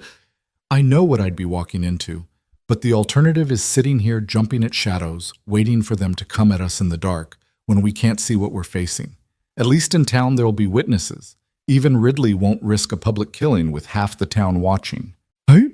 You don't know that. You heard what I told you about Thomas. He owns people, Daniel. He owns judges and lawmen and respectable citizens who will swear black is white if he pays them to. What makes you think Gardner will be any different? Because Tom Morrison won't lie for money, and neither will most of the folks I know there. Good people, Claire. Not perfect, but good. They won't stand by and watch murder happen in broad daylight. She crossed to him, grabbed his arms. And what if you're wrong? What if they do nothing? What if Ridley shoots you down in the street and everyone just looks the other way? Then at least you'll have time to run. Take profit, head north like we talked about. You'll have a chance. I don't want a chance without you in it. The words burst out of her, raw and desperate, and Daniel saw tears streaming down her face. He pulled her close, felt her shaking against him. Hey, he said softly. Hey, look at me. She did, her dark eyes wet and frightened. I'm not planning on dying today. I'm planning on ending this, one way or another. But if something does happen, I need to know you'll be smart about it, that you won't do something foolish like trying to fight them yourself. You're asking me to run while you die. How is that fair? It's not, but it's necessary. That baby you're carrying deserves a chance at life, Claire. A real life, not one spent hiding from Thomas Brennan. If I can buy that chance with my life, then it's worth it. She was shaking her head, tears falling faster now. No, I won't accept that. There has to be another way. We could both run, right now. Forget the ranch, forget standing and fighting. We could just go, disappear into the territories where Thomas could never find us. And spend the rest of our lives looking over our shoulders, living in fear, never settling anywhere long enough to call it home? That's not living, Claire. That's just a slower kind of dying. It's better than you getting killed. Daniel cupped her face in his hands, wiped away tears with his thumbs. Listen to me. I spent 7 years in this cabin, barely alive, just going through the motions. When I found you in that snow, something changed. You gave me a reason to care again, a reason to want tomorrow. I'm not going to waste that gift by running scared. I'm going to stand and fight, and I'm going to win because the alternative is unacceptable. You sound so sure. I am sure. Not sure I'll win, maybe, but sure that fighting is better than running, sure that some things are worth the risk. He paused, his voice dropping lower. You're worth the risk, Claire. She kissed him then, fierce and desperate, pouring all her fear and hope and something deeper into that kiss. When they broke apart, both breathing hard, she rested her forehead against his. Promise me you'll be careful. Promise me you won't do anything stupidly heroic. I promise to do my best to come back to you. That's all I can promise. Then I guess that'll have to be enough. She pulled back, squared her shoulders, and Daniel saw steel enter her eyes. If you're going, then I'm going with you. Claire, don't argue. If you're walking into danger, I'm not sitting here wondering if you're dead or alive. We're in this together, remember? That means we face it together. Daniel wanted to argue, wanted to lock her in the cabin where she'd be safe, but he saw the determination in her face and knew it would be useless. Besides, a part of him, the part that had been alone too long, that craved connection and partnership, was glad she'd insisted. All right, he said. Together. But you stay close to me, and if things go bad, you run. No arguments, no hesitation. You just run. Agreed? Agreed. They prepared quickly, loading rifles and tucking pistols into belts, dressing in warm layers against the cold ride into town. Daniel saddled Prophet and Sadie, helped Claire mount, and they set off down the ranch road with the afternoon sun already starting its descent toward the mountains. The ride to Gardner took an hour, and they spent it in tense silence, both watching the landscape for signs of Ridley or his men.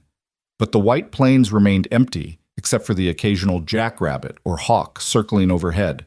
It was eerily peaceful, as if the land itself was holding its breath. As they approached the outskirts of town, Daniel reached over and squeezed Claire's hand. "Remember, stay close. Don't let them separate us." "I remember." Gardner was quiet in the late afternoon, most folks inside keeping warm. The saloon stood at the far end of the main street, a weathered building with a faded sign and the sound of voices drifting through its doors. Daniel tied the horses to the rail outside, helped Claire dismount, and together they pushed through the doors into the smoky interior. The conversation died the moment they entered. Every head turned, every eye fixed on them. On Daniel with his rifle in hand, on Claire standing beside him with her chin raised defiantly. At the bar, Tom Morrison's eyes went wide with alarm. And at a table in the back, Ridley sat with 4 men, cards forgotten on the table, a whiskey glass halfway to his lips. "Well," Ridley said, setting down his glass with deliberate care, "I didn't expect you to come to me. Saves us the trouble of riding out to that ranch of yours." His eyes shifted to Claire. "Mrs. Brennan, I see you've decided to be reasonable after all." "She's not going anywhere with you," Daniel said, his voice carrying in the suddenly silent room. "That's why we're here, to make that clear in front of witnesses." Ridley smiled, but there was no warmth in it. "Witnesses? You think these people care what happens to a runaway wife and the fool protecting her?" "I think they care about justice, about what's right." Justice. Ridley tasted the word, found it amusing. Justice is a wife returning to her lawful husband. Everything else is just sentiment and foolishness. Justice, Claire said, her voice shaking but clear, is a woman being free from a man who beat her, who broke her ribs and blackened her eyes and made her afraid to sleep at night. A murmur ran through the saloon. Daniel saw faces change, saw sympathy and anger replace indifference. At the bar, Tom Morrison was gripping a bottle like a weapon, his jaw tight. Ridley's expression didn't change. "Mrs. Brennan, these accusations are serious. Do you have proof? Medical records? Witness statements?" "You know I don't." Thomas made sure of that. The doctors he paid, the sheriff he owned, none of them would testify against him. "Then it's your word against his, and I'm afraid his word carries more weight." Ridley stood, his men standing with him. "Now, I've been patient. I've given you time to come to your senses. But my patience has limits. You're coming back to Helena with me, Mrs. Brennan. Today. Right now." "No." Daniel stepped forward, putting himself between Ridley and Claire. "She's not going anywhere. You're interfering with a man's legal right to his wife. That's a crime in most territories. So is assault. So is terrorizing a woman half your size. So is sending armed men to drag her back to a man who'll probably kill her." Ridley's eyes went cold. Strong words from a man outnumbered 5-1. 5-2, Tom Morrison said from behind the bar. He'd produced a shotgun from somewhere, was holding it with the casual competence of a man who knew how to use it. "I don't take kindly to wife-beaters in my establishment, Ridley, or to men who threaten my friends. This isn't your fight, Morrison. It is now." One of the miners at a nearby table stood, a big man with scarred knuckles and a face that had seen its share of violence. "Make that 5-3. My pa used to beat my ma. Broke her arm twice before she finally left him. I swore then I'd never stand by and let that happen again." Another man stood, then another. Within moments, half the saloon was on its feet, and Ridley's confident smile was starting to crack around the edges. "You're making a mistake," Ridley said, but his voice had lost its certainty. "All of you. Thomas Brennan will hear about this, and he'll remember every name, every face. He'll make you regret—" "Let him try," Tom said. "We've got a saying out here in Montana, Ridley. A man's word is his bond, and a woman's got the right to choose her own path. Maybe that's not how they do things in Helena, but it's how we do them here." Ridley looked around the room, calculating odds, reading the mood. Whatever he saw must have convinced him. because he finally nodded stiffly. Fine. You want to harbor a fugitive wife, that's your business. But this isn't over. Thomas Brennan doesn't give up. He'll send more men. He'll hire lawyers. He'll make your lives hell until he gets what he wants. Then that's what we'll face, Daniel said. But we'll face it together, with witnesses and friends and the law on our side, the real law, not the bought and paid for version. Ridley's jaw worked, fury and frustration warring in his expression. Finally, he jerked his head at his men. Let's go. This town's not worth the trouble. They moved toward the door, and the crowd parted to let them through. But as Ridley passed Daniel, he leaned in close, his voice low enough that only Daniel and Claire could hear. You think you've won something here? You've won nothing. Thomas will destroy you. He'll take your ranch, your reputation, everything you care about. And when he's done, when you're broken and ruined, he'll take his wife back anyway. All you've done is delay the inevitable and guarantee you'll suffer for it. Maybe, Daniel said quietly. But at least I'll have tried. Can you say the same? When you look in the mirror, do you see a man doing the right thing? Or just a hired gun following orders? Something flickered in Ridley's eyes, pain maybe, or the ghost of a conscience long suppressed. I do my job. That's all any of us can do. No. We can choose what jobs we take. We can choose what kind of men we want to be. You made your choice, Ridley. Live with it. Ridley stared at him for a long moment, then turned and walked out. His men followed, and through the saloon windows, Daniel watched them mount their horses and ride out of town, heading south toward Helena and whatever report they'd deliver to Thomas Brennan. The moment they were gone, the tension in the room broke like a dam bursting. Men were shaking Daniel's hand, clapping him on the back, offering to help if more trouble came. Tom poured drinks on the house, and someone started up a fiddle, and the saloon filled with the sound of celebration and relief. But Daniel felt none of it. He'd bought time, maybe, but Ridley was right. This wasn't over. Thomas Brennan would send more men, would use his money and connections to make life hell for everyone who'd stood against him today. And eventually, inevitably, he'd succeed. Men like Brennan always did, unless Daniel could find a way to end this permanently. Claire touched his arm, pulling him from his dark thoughts. You're quiet. What are you thinking? I'm thinking we won the battle, but not the war. I'm thinking we need a better plan than just waiting for the next attack. What kind of plan? Daniel looked at her, at the hope and fear warring in her dark eyes, and made a decision that was probably foolish and definitely dangerous, but felt right in a way few things in his life had ever felt. I'm thinking we get you legally free of Thomas Brennan. We find a lawyer, file for divorce on grounds of cruelty, make a public record of what he did to you. Even if we don't win, even if his money and influence crush us in court, at least there'll be a record, a paper trail. Something that makes it harder for him to just sweep this under the rug and pretend nothing happened. Claire stared at him. Daniel, do you know what you're suggesting? A divorce trial would be public, scandalous. My name would be dragged through every newspaper in the territory. People would call me a liar, a troublemaker, a woman of loose morals. And you'd be accused of harboring another man's wife, of adultery, of God knows what else. Your reputation would be destroyed. I don't care about my reputation, but I care about what it would cost you. I can't ask you to sacrifice everything. You're not asking. I'm offering. He took her hands, held them tight. Claire, listen. We can keep running, keep hiding, keep waiting for the next threat. Or we can fight back. Really fight back. Use the law against Thomas, the way he's been using it against you. It won't be easy, and we might lose, but at least we'll have tried. At least we'll have gone down swinging. She was quiet for a long time, her eyes searching his face. Around them, the saloon had returned to its normal noise and bustle, but in their small corner, it felt like they were alone in the world. You really believe we can win? She finally asked. I believe we have to try. And I believe that even if we lose, we'll have made it clear that Thomas Brennan isn't untouchable, that there are people willing to stand up to him. Maybe that'll help the next woman he hurts. Maybe it'll make the next man think twice before raising his hand to his wife. Maybe it won't change anything at all. But I'd rather try and fail than never try at all. Claire closed her eyes, took a deep breath. When she opened them again, there was steel there, the same steel Daniel had seen when she'd insisted on coming to town with him. All right, she said. All right, we fight. But Daniel, I need you to understand something. If we do this, if we really take this fight public, there's no going back. Thomas won't just send men with guns next time. He'll use the courts, the newspapers, every lever of power he has. He'll destroy us both if he can. Let him try.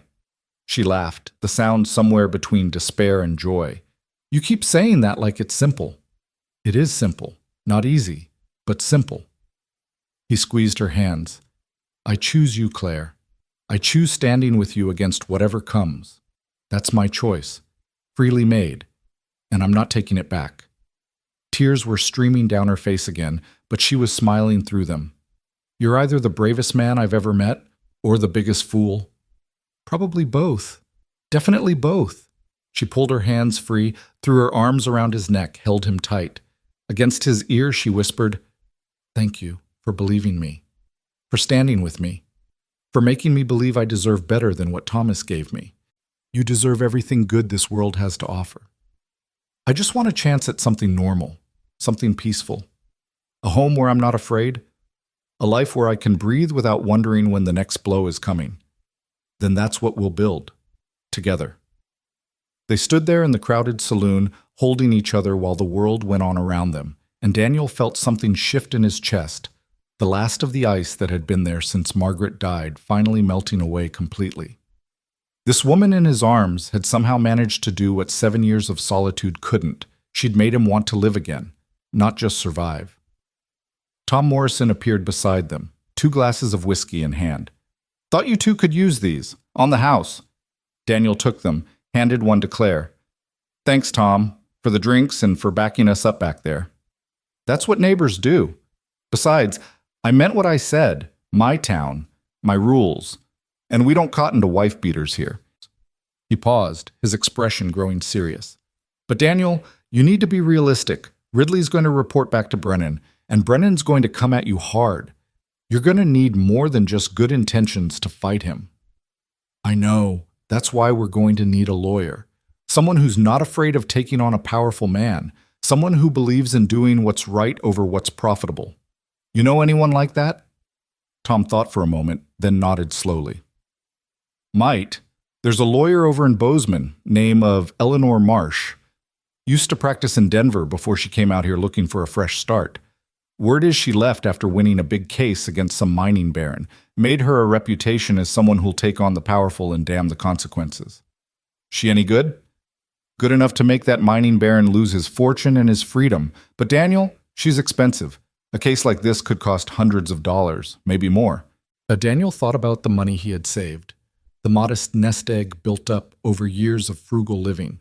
It was meant to be his security, his cushion against disaster. But what good was security if he couldn't protect the people he cared about? I'll pay whatever it takes. Can you get a message to her? Tell her I need to hire her for a divorce case, grounds of extreme cruelty, and that time is critical. I'll send a telegram first thing in the morning. Tom glanced at Claire.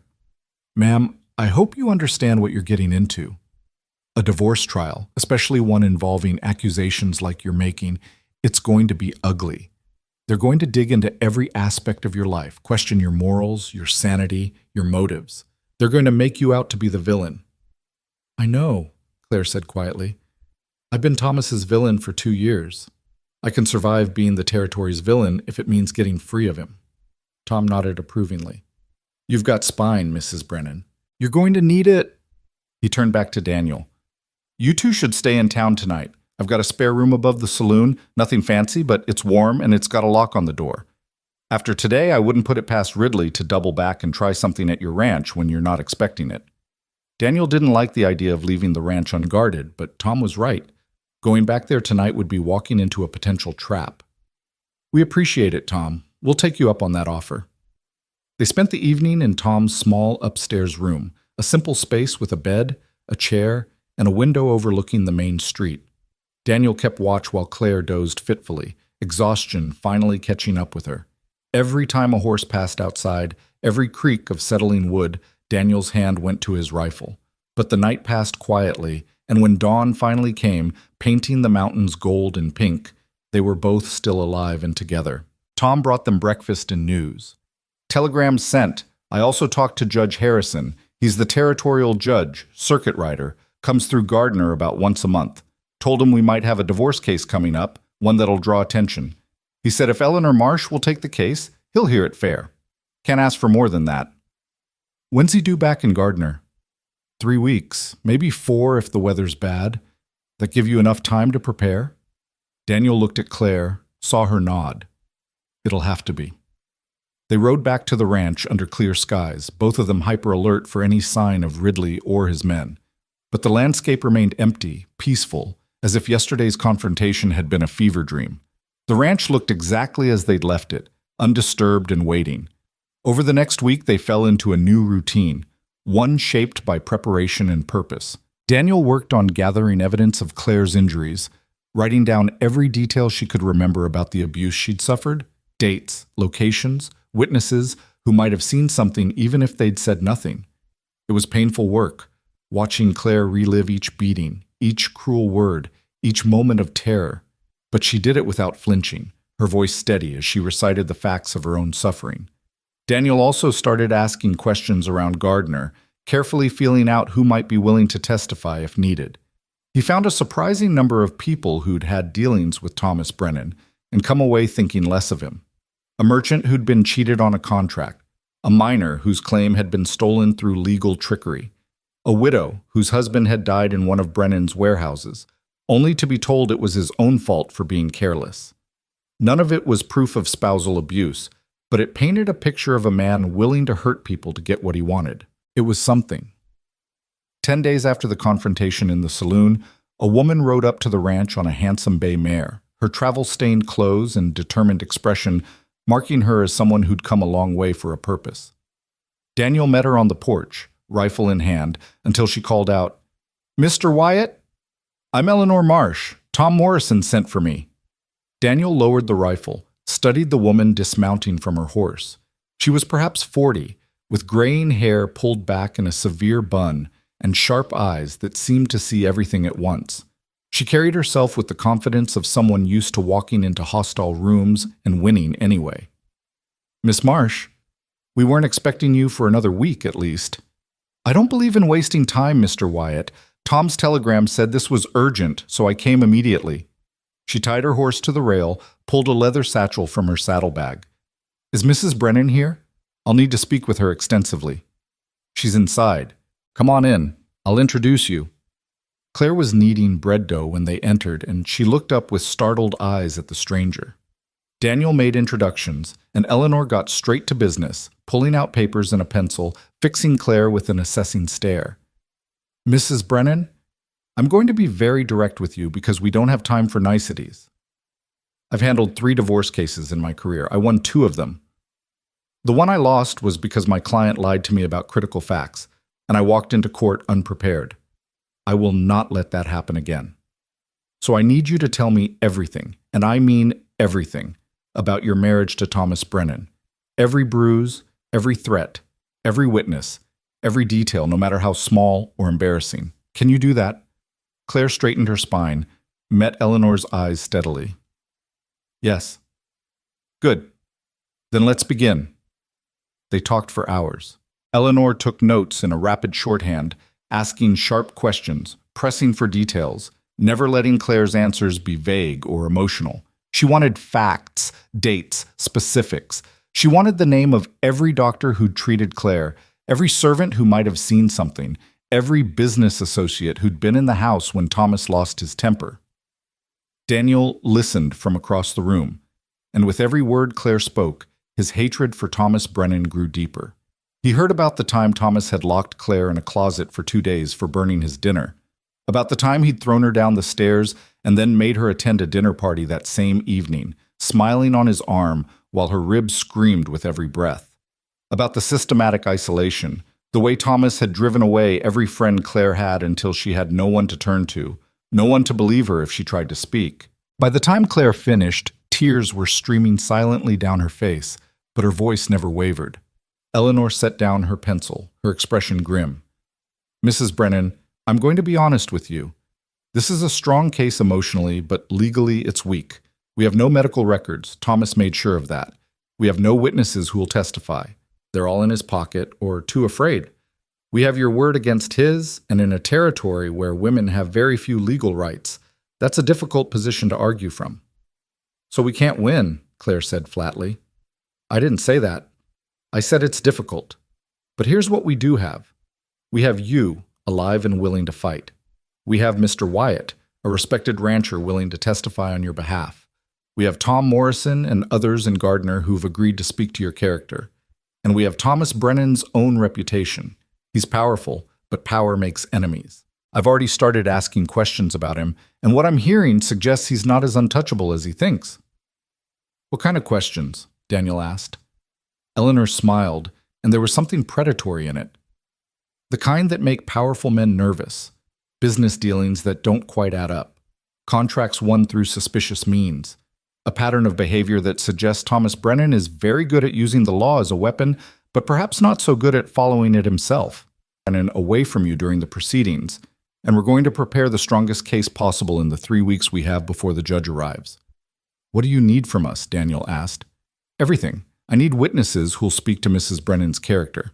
I need documentation of every interaction she's had with her husband's men. That confrontation with Ridley in the saloon is gold, by the way. I need proof that she's been living here respectably, not in some illicit arrangement. And Mr. Wyatt, Eleanor fixed him with a hard stare. I need you to be very clear about the nature of your relationship with Mrs. Brennan, because you can bet Thomas Brennan's lawyers are going to claim you're the reason she left, that this is just adultery dressed up as abuse. Claire and I haven't... Daniel felt heat rise in his face. There's nothing improper happening here. I believe you. But a court needs proof, and proving a negative is nearly impossible. So here's what we do. We make your relationship the strength of our case, not the weakness.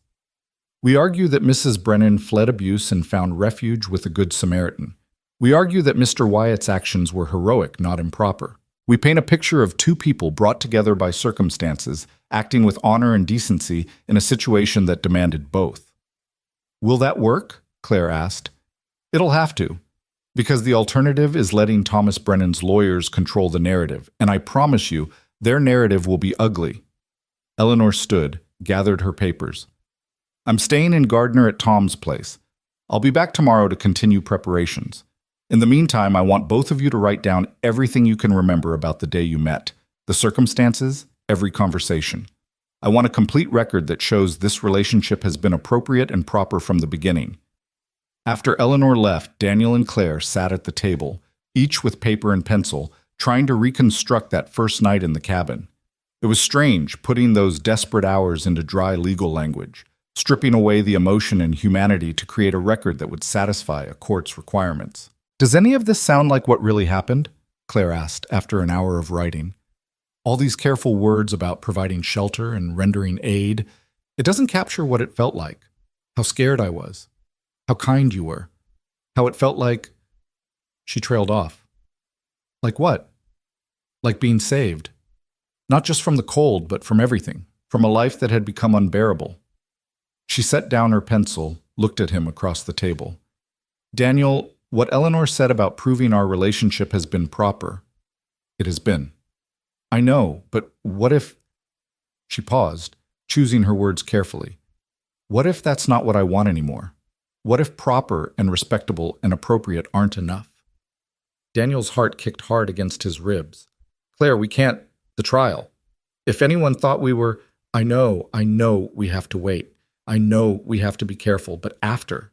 If we win, if I'm free, if Thomas can't touch me anymore. She reached across the table, took his hand. I'm just saying I want there to be an after. With you. If you want that too. Daniel looked down at their joined hands, at her slender fingers wrapped around his calloused ones, and felt something in his chest expand and break open at the same time. Want didn't begin to cover what he felt, but wanting and having were two different things, separated by a chasm of legal complications and social conventions and a dangerous man who wouldn't let go easily. I want that, he said quietly.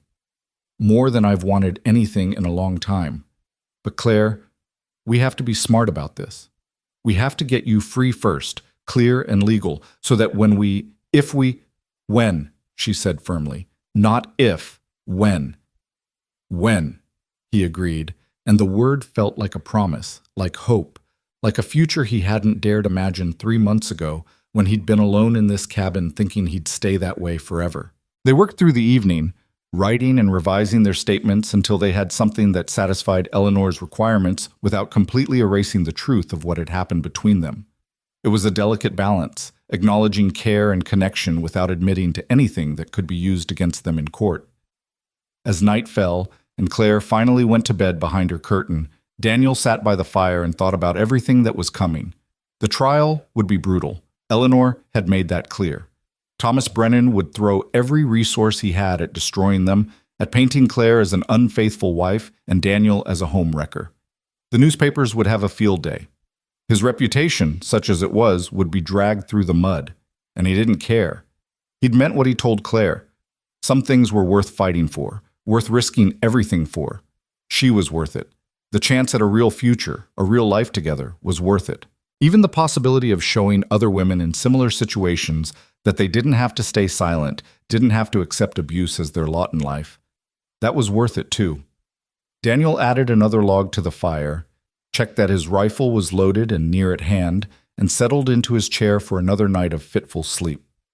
Outside, the wind picked up, rattling the windows, carrying the last gasps of winter across the Montana plains. Spring was coming. He could feel it in the air, in the slow warming of the days, in the way the snow was starting to melt in the south-facing valleys. Spring, and with it, a trial that would determine everything. Daniel closed his eyes and let himself imagine it. Claire free, the legal chains binding her to Thomas Brennan broken. A wedding, maybe, done proper and legal. A child born into safety and love instead of fear and obligation. Years stretching ahead, filled with ordinary days and quiet happiness. It was a beautiful dream.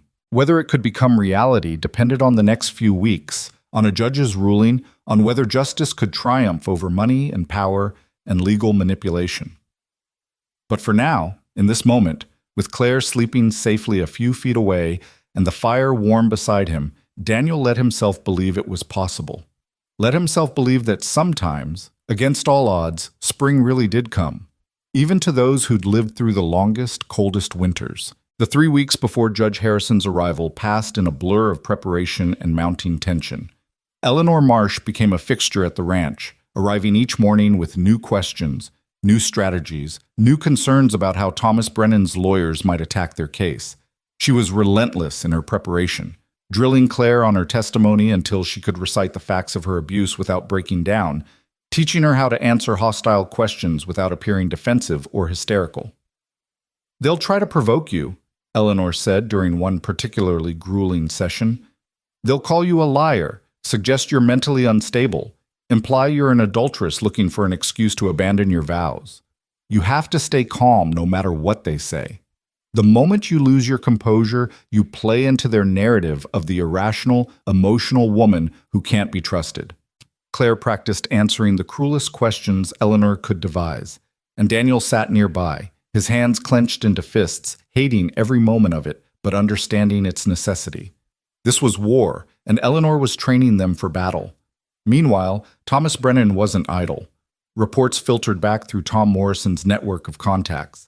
Thomas had hired not one, but 3 lawyers, the best legal minds in Helena. He was telling anyone who'd listen that his poor, disturbed wife had been kidnapped by a rancher with dishonorable intentions, that he was desperate to bring her home where she could receive proper medical care for her delusions. He was painting himself as the concerned husband, the victim of circumstances, the wronged party. It made Daniel's blood boil, but Eleanor just nodded grimly when she heard the reports. "Good. Let him overplay his hand. The more he talks, the more chances he gives us to catch him in inconsistencies." 2 weeks before the trial, a package arrived at the ranch, delivered by a nervous courier who wouldn't meet Daniel's eyes. Inside was a legal document, a petition from Thomas Brennan requesting the court to order Claire's immediate return to Helena pending the trial, on grounds that she was mentally incompetent and a danger to herself. Eleanor read the petition with narrowed eyes, then smiled in a way that made Daniel grateful she was on their side. He's scared. This is the move of a man who knows his case is weak. He's trying to get her back before the trial can even happen, hoping to intimidate her into dropping the divorce petition. "Will it work?" Claire asked, her voice tight with fear. "Can he force me back?" "Not if I have anything to say about it. I'm filing a counter motion today, along with a request for a restraining order. We're going to make sure Thomas Brennan doesn't get within 100 yards of you until this trial is over." But that night, after Eleanor had ridden back to town, Claire couldn't sleep. Daniel found her standing by the window at midnight, staring out at the dark landscape, one hand protectively over her belly. "Talk to me," he said softly, coming to stand beside her. "I'm scared, Daniel. More scared than I've been since the day I ran. What if the judge rules in Thomas's favor? What if he orders me back to Helena? I can't go back. I can't. You won't have to. You don't know that. I know that I won't let it happen. If the worst comes to pass, if the judge rules against us, then we run. We take the horses and we disappear into the territories where Thomas can't follow. We start over somewhere he'll never find us." She turned to look at him, her eyes glistening in the moonlight. "You'd do that? Give up everything? This ranch? Your home? Your whole life? Just to keep me safe? In a heartbeat. That's not fair to you." "Life's not about fair, Claire. It's about choosing what matters and fighting for it. You matter. That baby matters." He placed his hand gently over hers, both of them touching her belly where new life was growing. "This matters. Everything else is just property and geography. We can find those things anywhere. But this, what we have, that's worth protecting." She leaned into him, and he wrapped his arms around her, holding her while she cried quietly against his chest. They stood like that for a long time, two people bound together by circumstance and choice, facing an uncertain future with nothing but determination and each other. The night before Judge Harrison was due to arrive in Gardner, Daniel rode out to check the far fence line, needing the space to think, to prepare himself for what was coming. The day was warm for early April, the snow melting in rushing streams that would feed the rivers and turn the brown landscape green, life returning after winter's long siege. He was on his way back to the ranch when he saw the rider approaching from the south. For a moment his hand went to his rifle, thinking it might be more of Thomas's men. But as the rider drew closer, Daniel recognized the worn cavalry coat and grizzled face of Jim Parker, an old friend from his Army days who'd settled in Virginia City after the war. "Jim," Daniel called out as they met on the road. "What brings you all the way out here?" Jim pulled his horse alongside Prophet, his expression grave. "Came to warn you, Dan. There's talk all over the territory about this divorce trial, about you and some woman you're harboring. Brennan's been spreading his version of events everywhere, got people stirred up. Let them talk. We've got the truth on our side. Truth doesn't always win against money and influence. You know that." Jim leaned closer, lowering his voice. "But that's not the main reason I rode out here. I heard something in Virginia City, something you need to know. Brennan's hired more than just lawyers. Word is he's got men coming in from Denver, not law enforcement, not witnesses. Guns for hire." Daniel felt ice form in his gut. "You're sure?" "Sure enough to ride 3 days to tell you. These aren't local boys, Dan. These are professionals. The kind who'll do whatever they're paid to do and disappear before anyone can prove they were involved. When are they supposed to arrive?" "Could be here already for all I know. I heard about it 2 days ago." Jim gripped Daniel's arm. "You need to be careful, real careful. Brennan might be planning something during the trial or right after. Either way, you and that woman are in danger." After Jim left, Daniel rode back to the ranch with his mind racing.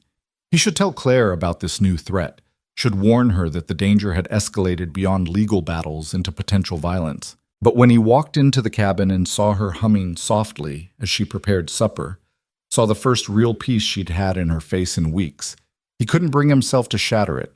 Not tonight. Tonight, let her have peace. Tomorrow would bring enough fear.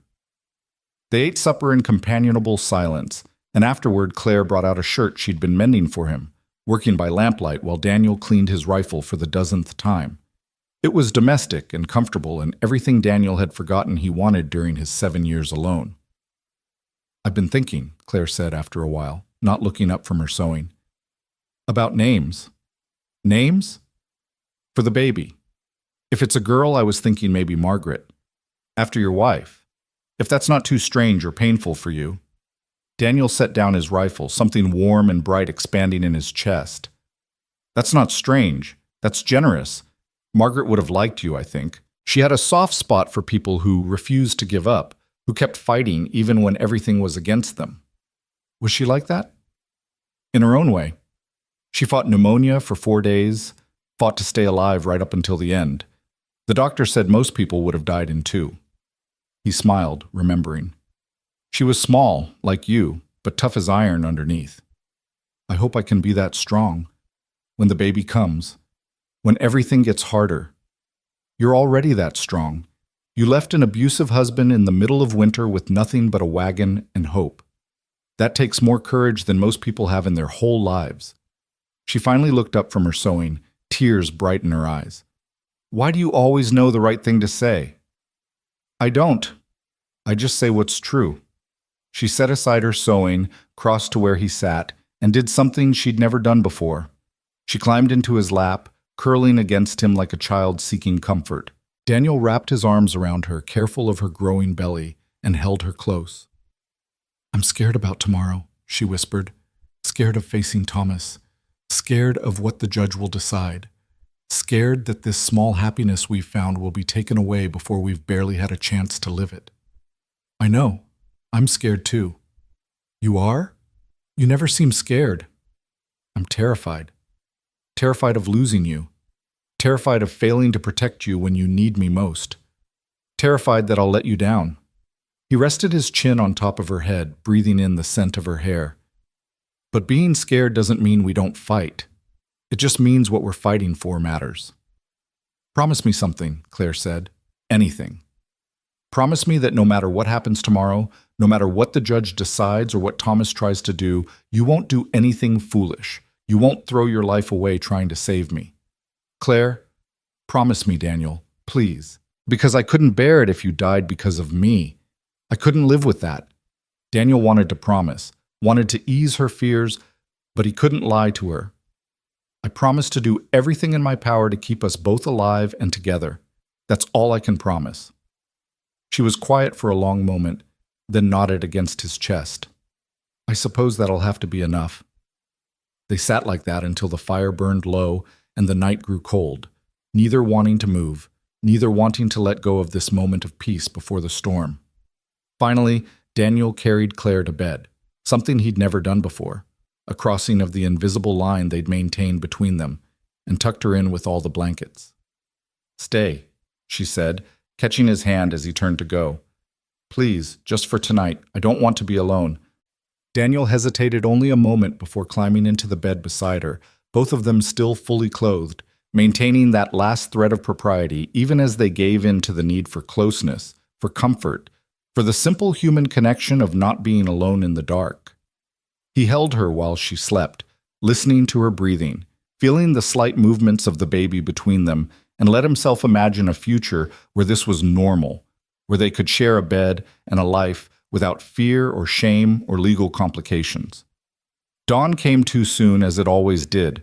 Daniel rose quietly, built up the fire, made coffee. Eleanor arrived while they were eating breakfast, her face set in determined lines. Today's the day. Judge Harrison arrived in town last night, heard he's already set up court in the Gardner Community Hall. Trial starts at 10 o'clock.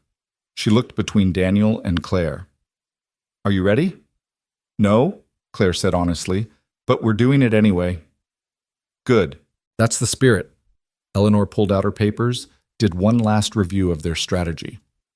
Remember, Claire, calm, factual, detailed, but not emotional. Answer only what's asked. Don't volunteer information.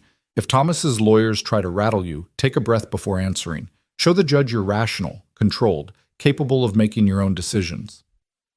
They rode into Gardner as a group, Daniel, Claire, and Eleanor, arriving to find the town more crowded than Daniel had ever seen it.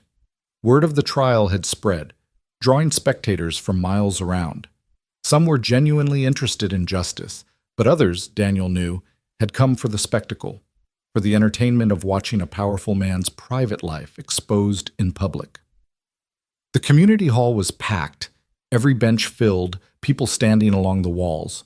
At the front, Judge Harrison sat behind a makeshift bench, a gray-haired man with the weathered face of someone who'd spent decades riding circuit through rough country. His eyes were sharp and assessing as Daniel and Claire entered. On the left side of the room sat Thomas Brennan with his 3 lawyers, all dressed in expensive suits that screamed money and power. Daniel saw Thomas for the first time, a handsome man in his 40s with carefully groomed dark hair and the kind of face that looked trustworthy, respectable, exactly the sort of man you'd expect to be a pillar of the community.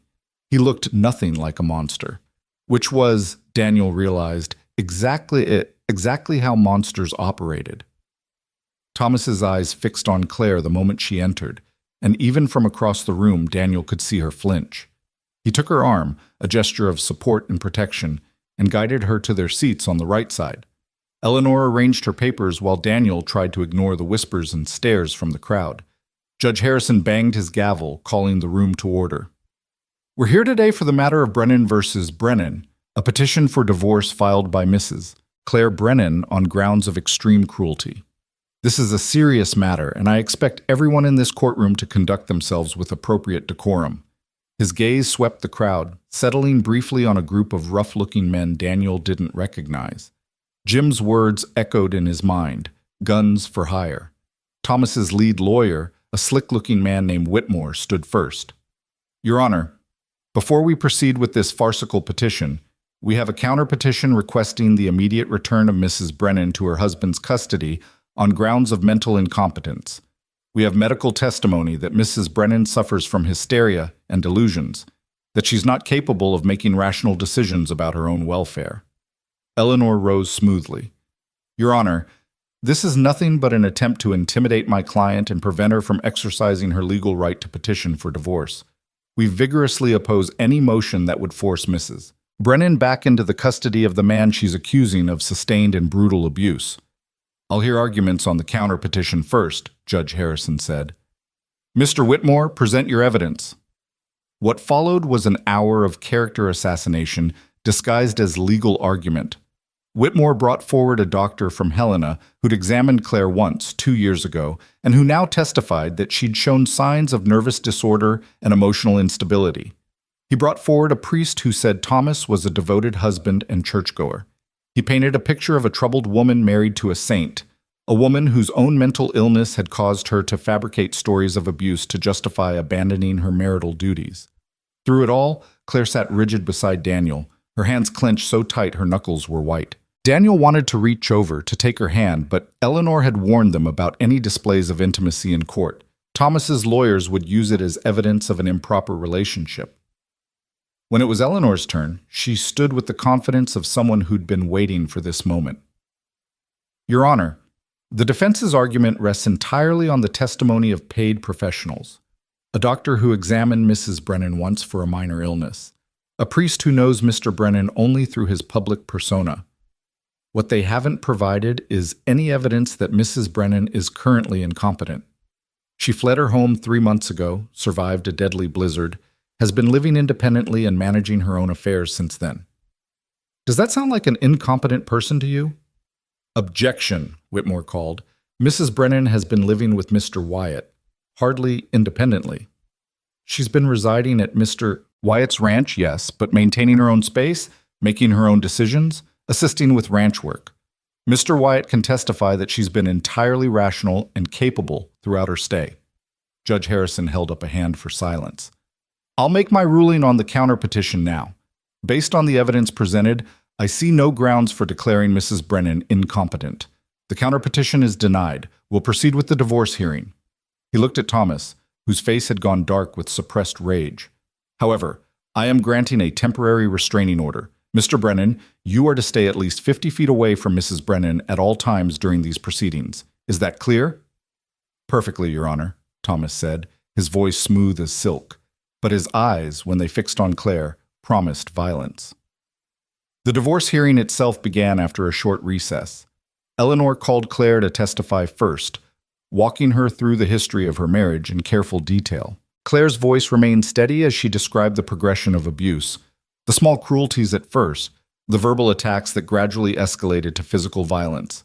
She spoke about broken ribs, black eyes hidden with powder, bruises covered by long sleeves. And did you ever seek help? Eleanor asked. Did you tell anyone what was happening? I tried. 3 times.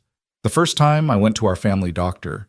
He examined me, saw the bruises, and told me that marital difficulties were common and I should try to be a better wife.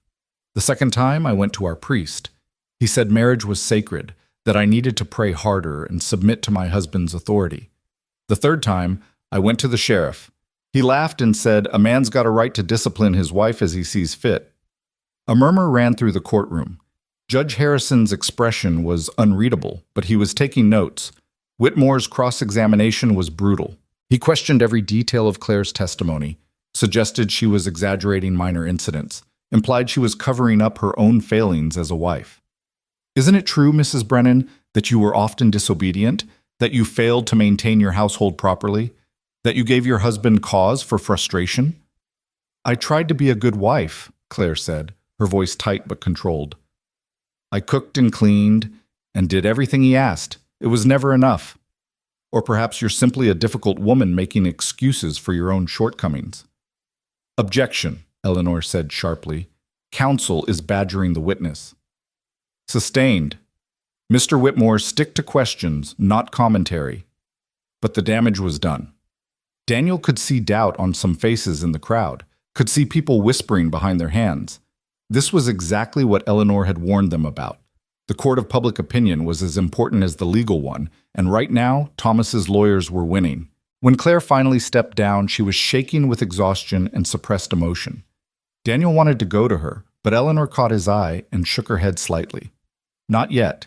Any comfort now would look like inappropriate intimacy. Eleanor called Daniel next. He took the stand and swore to tell the truth, his hand steady on the Bible despite his racing heart. "Mr. Wyatt, please tell the court how you met Mrs. Brennan." Daniel described finding Claire in the snow, nearly dead from exposure, bringing her back to his cabin and saving her life. He spoke carefully, sticking to the facts, making it clear that his actions had been those of any decent person helping someone in desperate need. "And what has been the nature of your relationship with Mrs. Brennan since that day?" "Friendship, mutual support. She's been staying at my ranch as a guest, in her own quarters, helping with chores in exchange for room and board. Everything has been proper and appropriate." Whitmore's cross-examination was designed to suggest otherwise. "Mr. Wyatt, you're a widower, correct? Living alone for 7 years before Mrs. Brennan arrived?" "Yes." "Must have been lonely, all that time by yourself. Convenient, then, when a young woman appeared on your doorstep." "It wasn't convenient. It was a medical emergency. She was dying." "But you kept her there for 3 months. A married woman living in your home, sharing your meals, your space. Are you really asking this court to believe nothing improper occurred?" "I'm not asking. I'm telling. Nothing improper occurred."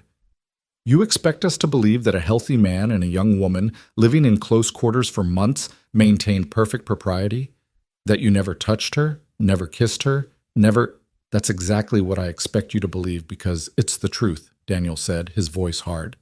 "Mrs. Brennan was fleeing abuse. She was pregnant with another man's child. She was terrified and traumatized. Taking advantage of her in that state would have made me no better than the man she was running from. So no, nothing improper happened because I'm not that kind of man." The courtroom was silent. Even Whitmore seemed momentarily at a loss for words. Judge Harrison was watching Daniel with an expression that might have been approval. "No further questions," Whitmore finally said, sitting down with a tight smile that suggested he'd gotten what he wanted anyway, the seed of doubt planted in everyone's minds. Eleanor called Tom Morrison next, then the miner who'd stood up in the saloon, then 2 women from Gardner who testified to Claire's good character during her time in town. Each one chipped away at Thomas's narrative, building a picture of a woman who was rational, capable, and genuinely fleeing danger rather than fabricating stories. Then it was Thomas's turn to testify. He took the stand with the bearing of a man used to being believed, used to being respected. His performance was masterful, the concerned husband, bewildered by his wife's accusations, heartbroken that she would make such terrible claims against him. "I love Claire," he said, his voice breaking slightly. "I've always loved her. Yes, we've had our difficulties. What marriage doesn't? But I have never raised a hand to her in anger. These accusations are devastating. I don't know what's happened to my wife, what's poisoned her mind against me, but I want her to know that I forgive her. I want her to come home where she belongs." It was a good performance. Daniel could see people in the crowd softening toward Thomas, could see the sympathy on their faces. This was what made men like Thomas Brennan dangerous. They were so good at playing the victim, at making others believe their lies. Eleanor's cross-examination was surgical.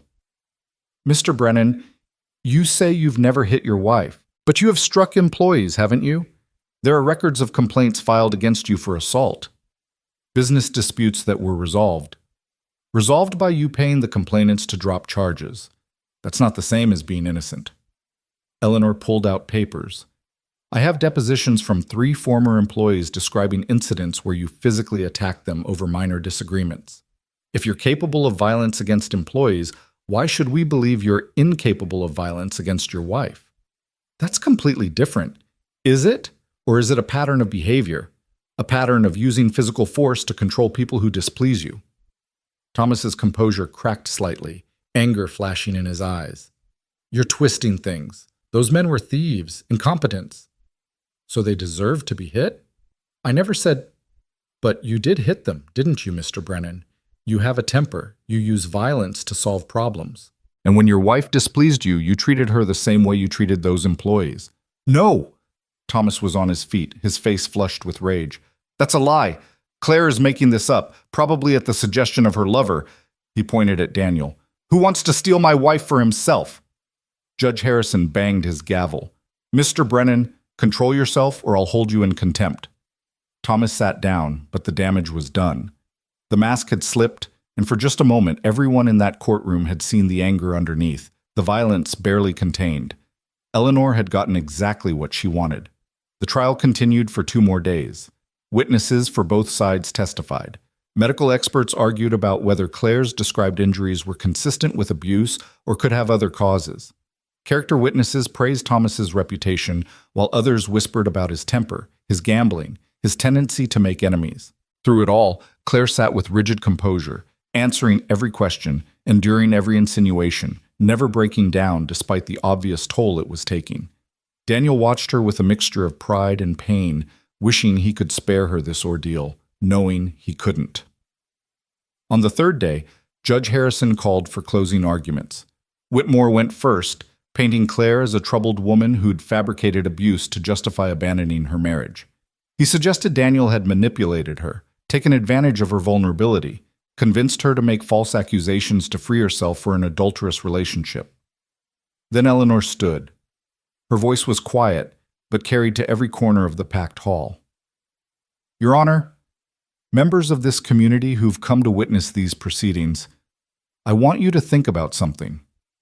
Mr. Brennan's lawyers have spent 3 days trying to destroy Claire Brennan's credibility. They've called her hysterical, delusional, manipulative, unfaithful. But what they haven't done, what they can't do, is explain away the fear in her eyes every time she looks at her husband. They can't explain why a woman would give up everything she owned, risk death in a blizzard, choose homelessness and uncertainty over returning to her marriage. They can't explain why multiple witnesses have come forward describing Thomas Brennan's temper and tendency toward violence." Eleanor paused, letting her words sink in. "The defense wants you to believe this is about a man's right to his wife, about the sanctity of marriage, about proper social order. But what this is really about is power. Thomas Brennan is a powerful man used to getting what he wants, and what he wants is control over a woman who dared to say no. Well, I'm here to tell you that no amount of money, no amount of social standing, no amount of legal maneuvering gives any man the right to terrorize his wife. Claire Brennan did nothing wrong. She survived. And survival is not a crime." The courtroom was silent when Eleanor sat down. Judge Harrison gathered his papers, his expression grave. "This court will take a 1-hour recess while I consider my ruling. When we reconvene, I'll deliver my decision." He banged his gavel, and the room erupted in conversation. That hour was the longest of Daniel's life. He, Claire, and Eleanor waited in a small room at the back of the hall, none of them able to eat or even talk much. Claire paced like a caged animal, one hand constantly on her belly, protecting the child that would need a stable future regardless of how the judge ruled. "What do you think?" Daniel finally asked Eleanor. What are our chances? Eleanor's expression was unreadable. Harrison's a fair judge, by reputation, but fair doesn't always mean sympathetic to women's rights. He could rule that Claire hasn't proven her case sufficiently. He could rule that marriage vows supersede personal safety. He could rule that she belongs to Thomas by law regardless of how Thomas treated her. She paused. Or he could surprise us. We'll know soon enough. When the hour was up, they filed back into the courtroom. The crowd had grown even larger, people pushing in from outside, standing on tiptoes to see. Judge Harrison sat at his bench, his face grave, a single sheet of paper in front of him. I've given this case considerable thought, he began. The law regarding marriage and divorce in this territory is complex, and there are compelling arguments on both sides. However, I must rule based not just on legal precedent, but on justice and common sense. Daniel felt Claire's hand find his under the table, squeezing tight. He squeezed back, both of them barely breathing. After hearing 3 days of testimony, I find myself faced with two competing narratives. On one side, we have Thomas Brennan, a successful businessman, a respected member of his community, a man with every social advantage. On the other side, we have Claire Brennan, a woman with nothing but her word and her willingness to risk everything to escape her marriage. Judge Harrison paused, his eyes moving between Thomas and Claire. The question before me is simple. Who do I believe? The silence was absolute. I believe Claire Brennan, Judge Harrison said quietly. I believe her because no woman gives up security, comfort, and social respectability without profound reason. I believe her because her fear is real and evident. I believe her because multiple witnesses have testified to Thomas Brennan's capacity for violence. And I believe her because in my 30 years on the bench, I've learned to recognize truth when I hear it, and I heard truth in her testimony. Thomas was on his feet. This is outrageous. You can't— Sit down, Mr. Brennan, or I'll have you removed. Judge Harrison's voice cracked like a whip. I hereby grant Claire Brennan's petition for divorce on grounds of extreme cruelty. The marriage between Thomas Brennan and Claire Brennan is dissolved, effective immediately. Mrs. Brennan is awarded her personal property and is granted a permanent restraining order against Mr. Brennan, who is prohibited from approaching or contacting her for any reason. Furthermore, I'm awarding Mrs. Brennan financial compensation in the amount of $500 to assist with her transition to independent life. The courtroom exploded. People were shouting, some in approval, others in outrage. Daniel heard Thomas roaring protests, heard his lawyers arguing over the noise. But through it all, Daniel's attention was fixed on Claire, who had collapsed in her chair, sobbing with relief and exhaustion and the overwhelming weight of finally being free. Eleanor was smiling, actually smiling, something Daniel hadn't seen her do once in 3 weeks. We won, she said, as if she couldn't quite believe it herself. We actually won. Daniel pulled Claire into his arms, not caring any more about propriety or appearances. She clung to him, shaking, and he held her while she cried out 3 years of fear and pain and desperate hope. It's over, he whispered into her hair. It's over. You're free. Free, she repeated, testing the word like something precious and fragile. I'm free. But even in that moment of triumph, Daniel's eyes found Thomas Brennan across the room, and what he saw there chilled him to the bone. Thomas was staring at Claire with undiluted hatred, his hands clenched into fists, his face twisted with rage. This wasn't a man accepting defeat. This was a man planning revenge. The guns for hire Jim had warned about, they were still out there somewhere, still on Thomas's payroll. The legal battle might be won, but Daniel had a terrible feeling the real fight was just beginning. They left the courthouse through the back door, Eleanor insisting on caution despite the celebration happening inside. The restraining order was legal and binding, but paper didn't stop bullets, and Daniel wasn't taking any chances.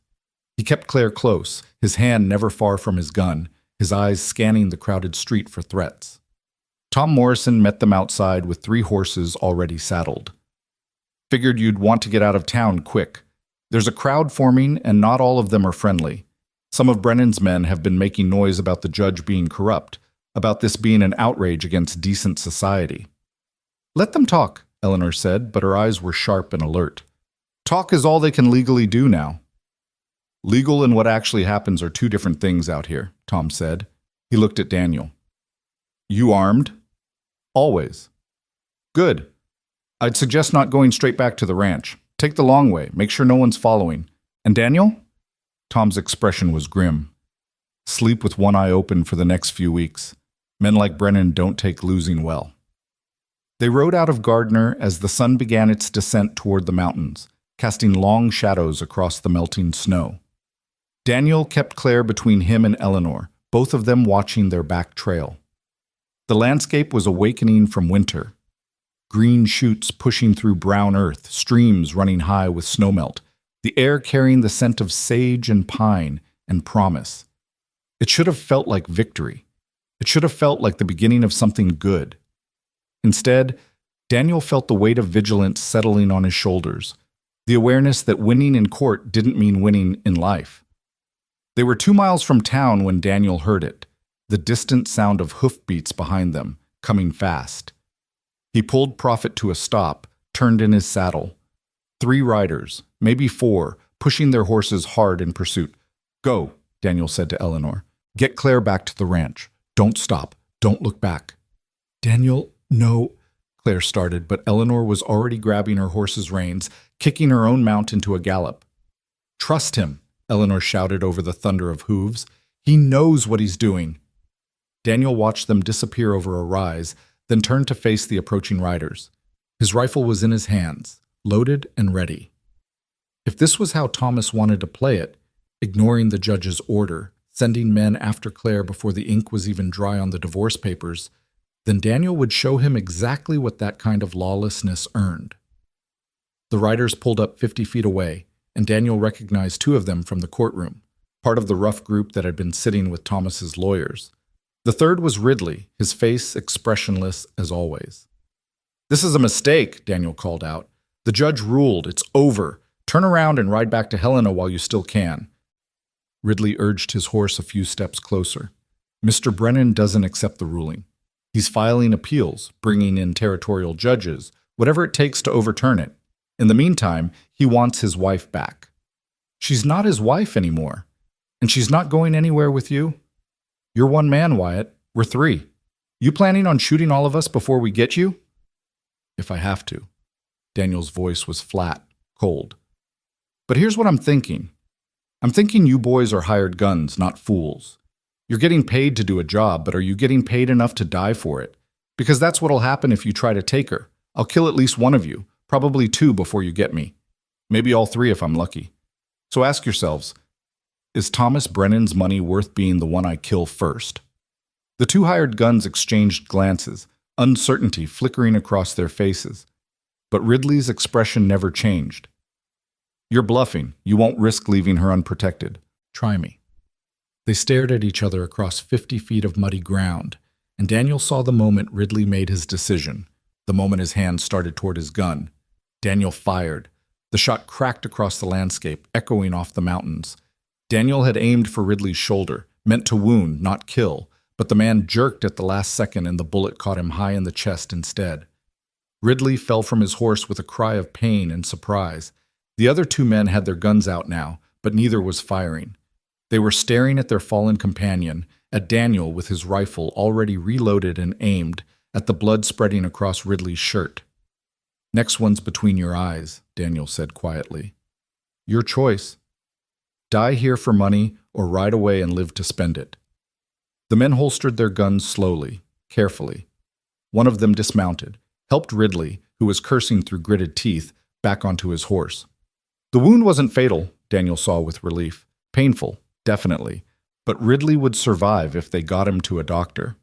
This isn't over, one of the hired guns said as they turned their horses. Yes, it is, Daniel replied. Tell Thomas Brennan that if he sends anyone else after Claire, next time I won't aim for the shoulder. Tell him the judge ruled, the law is settled, and if he can't accept that, then he's the one breaking the law. Tell him to let her go and move on with his life. They rode away, Ridley slumped over his saddle, the other 2 supporting him on either side. Daniel watched until they were specks in the distance, then kicked Prophet into a run, racing to catch up with Claire and Eleanor. He found them a mile from the ranch, Eleanor holding a rifle while Claire sat her horse with wide, frightened eyes. When she saw Daniel approaching, alone and unharmed, she nearly fell from the saddle in her rush to get to him. I heard a shot, she said, her hands running over him, checking for wounds. I heard shooting and I thought, I'm fine. They're gone. He caught her hands, held them still. I wounded one of them, sent them all running. They won't be back. You shot Ridley? Eleanor asked, and there was something like approval in her voice. He was going for his gun. It was self-defense. Good. That makes it legal. And it sends a message to Brennan that you're not an easy target. Eleanor looked toward the ranch, calculating. Still, I'd recommend you both stay alert. File a report with the territorial marshal about the attack. Get it on record. Build a paper trail showing Brennan's continued harassment despite the court order. They rode the last mile in silence, all of them processing what had happened, what it meant. The victory in court felt more fragile now, more tenuous. Thomas Brennan had money, influence, and apparently the willingness to ignore legal rulings when they didn't suit him. This fight was far from over. But when they reached the ranch and Daniel helped Claire down from her horse, when he saw the way the evening light caught in her hair and the relief in her eyes at being home, he felt something settle in his chest. This place, this woman, this life they were trying to build, it was worth fighting for, worth defending, worth whatever price might still be demanded. That night, after Eleanor had ridden back to Gardner and promised to return in a few days to help with the marshal's report, Daniel and Claire sat by the fire and tried to process everything that had happened. 3 days of trial, a ruling that changed everything, an attempted kidnapping, a shooting. It was too much to absorb all at once. Are you sorry? Claire asked suddenly. Sorry you pulled me out of that snow? Sorry you got tangled up in all this mess? Daniel looked at her, really looked at her. At the woman who'd survived abuse and blizzards and a brutal public trial. At the strength in her eyes, the steel underneath the softness. At the way she rested her hand protectively over her growing belly, already fierce in defending the child who would need that fierceness. Not for a second, he said. You gave me something I didn't even know I'd lost. A reason to care. A reason to fight. A reason to want tomorrow. That's a lot of weight to put on one person. You can handle it. You've been handling weight no one should have to carry for years. This is different. This is the good kind of weight, the kind that comes from choosing to care about someone. She was quiet for a moment, staring into the fire. Daniel, I need to tell you something about what happens now, about us. His heart kicked hard against his ribs. All right. I'm free now, legally free. The divorce is final. Thomas has no claim on me anymore. Which means... She turned to face him, her eyes bright with tears and something that might have been hope. Which means I can make my own choices about where I live, who I love, what kind of life I want to build. And what do you want? I want this, you, this ranch, a life where I wake up without fear and go to sleep knowing I'm safe. I want to raise my baby here, in this place where you saved my life, where I learned what it means to be treated with kindness instead of cruelty. She took a shaking breath. I want you, Daniel Wyatt, if you'll have me. Not because I need rescuing, not because I'm grateful, but because somewhere in these last few months, I fell in love with you. The words hung in the air between them, precious and terrifying. Daniel had known this moment was coming, had felt it building since that first night when he'd pulled her from the snow. But hearing it spoken out loud, having it be real instead of just possibility, made his chest tight with emotion he barely knew how to name. You don't have to love me, Claire added quickly, misreading his silence. I know it's too fast. I know the circumstances were strange. I know there's the baby to think about and all the complications. Too late, Daniel said, the words coming out rough with feeling. Way too late for that. I already do. She stared at him. You do? I love you, Claire. Have for a while now, if I'm being honest. Probably since the moment you woke up in my bed and your first thought was to worry about being trouble for me instead of worrying about yourself. Maybe even before that when I found you in the snow and something in my chest cracked open for the first time in 7 years. Then why didn't you say anything? Because you were married. Because you were vulnerable and scared and I didn't want to take advantage. Because I wanted you to be free, really free, before I said anything that might complicate your situation. He moved closer, took her hands. But you're free now. And I'm free. And if you want this, want us, then there's nothing stopping us anymore. She was crying openly now, tears streaming down her face, but she was smiling too. Nothing except Thomas's threat to destroy you. Nothing except the possibility that he'll keep sending men, keep finding ways to hurt us. Nothing except... Nothing that matters, Daniel interrupted gently. Claire, I'm not afraid of Thomas Brennan. I'm not afraid of what he might do or what it might cost me. The only thing I'm afraid of is losing you, and I'll fight with everything I have to make sure that doesn't happen. You already shot a man for me today, and I'd do it again tomorrow if needed. Hell, I'd shoot 10 men if that's what it took to keep you safe. She laughed through her tears, a sound of pure joy mixed with disbelief. You're insane. You know that? Probably, but I'm your kind of insane. Yes, she said softly, you are. They kissed then, properly and thoroughly, no more holding back, no more careful distance maintained for propriety's sake. This was a kiss that tasted like freedom and promise, and all the tomorrows they'd fought so hard to win. When they finally broke apart, both breathing hard, Claire rested her forehead against his. So what happens now? She asked. Do we just live? Build a life together? Pretend everything's normal? We don't pretend anything. We live carefully. We stay alert for threats, but we also let ourselves be happy. We've earned that, Claire. We fought for it, bled for it, survived for it. Now we get to actually have it. Over the next few weeks, they did exactly that. They filed reports with the territorial marshal about the attempted kidnapping, providing witness statements from Eleanor and documenting Ridley's wound as evidence of the attack.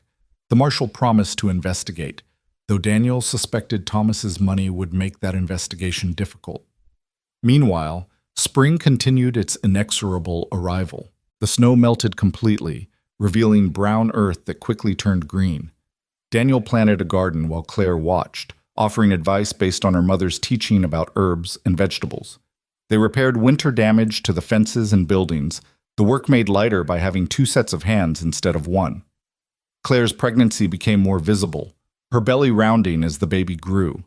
Daniel found himself fascinated by the changes in her body, by the way she'd place his hand on her stomach so he could feel the baby kick. It wasn't his child by blood, but he'd decided weeks ago that biology didn't matter. This baby would be his in every way that counted, loved, protected, raised with kindness instead of cruelty. They talked about getting married, about making their relationship official and legal, but Eleanor cautioned them to wait a few months, to let the dust settle from the divorce, to avoid giving Thomas any ammunition for claiming the divorce had been motivated by adultery. It was frustrating, having to wait when they both knew what they wanted, but wisdom won out over impatience. 6 weeks after the trial, Tom Morrison rode out to the ranch with news. Brennan's gone, he said without preamble. Left Helena 3 days ago, destination unknown. Closed up his house, sold his freight business, just disappeared. Daniel felt Claire tense beside him. Do you think he's coming here?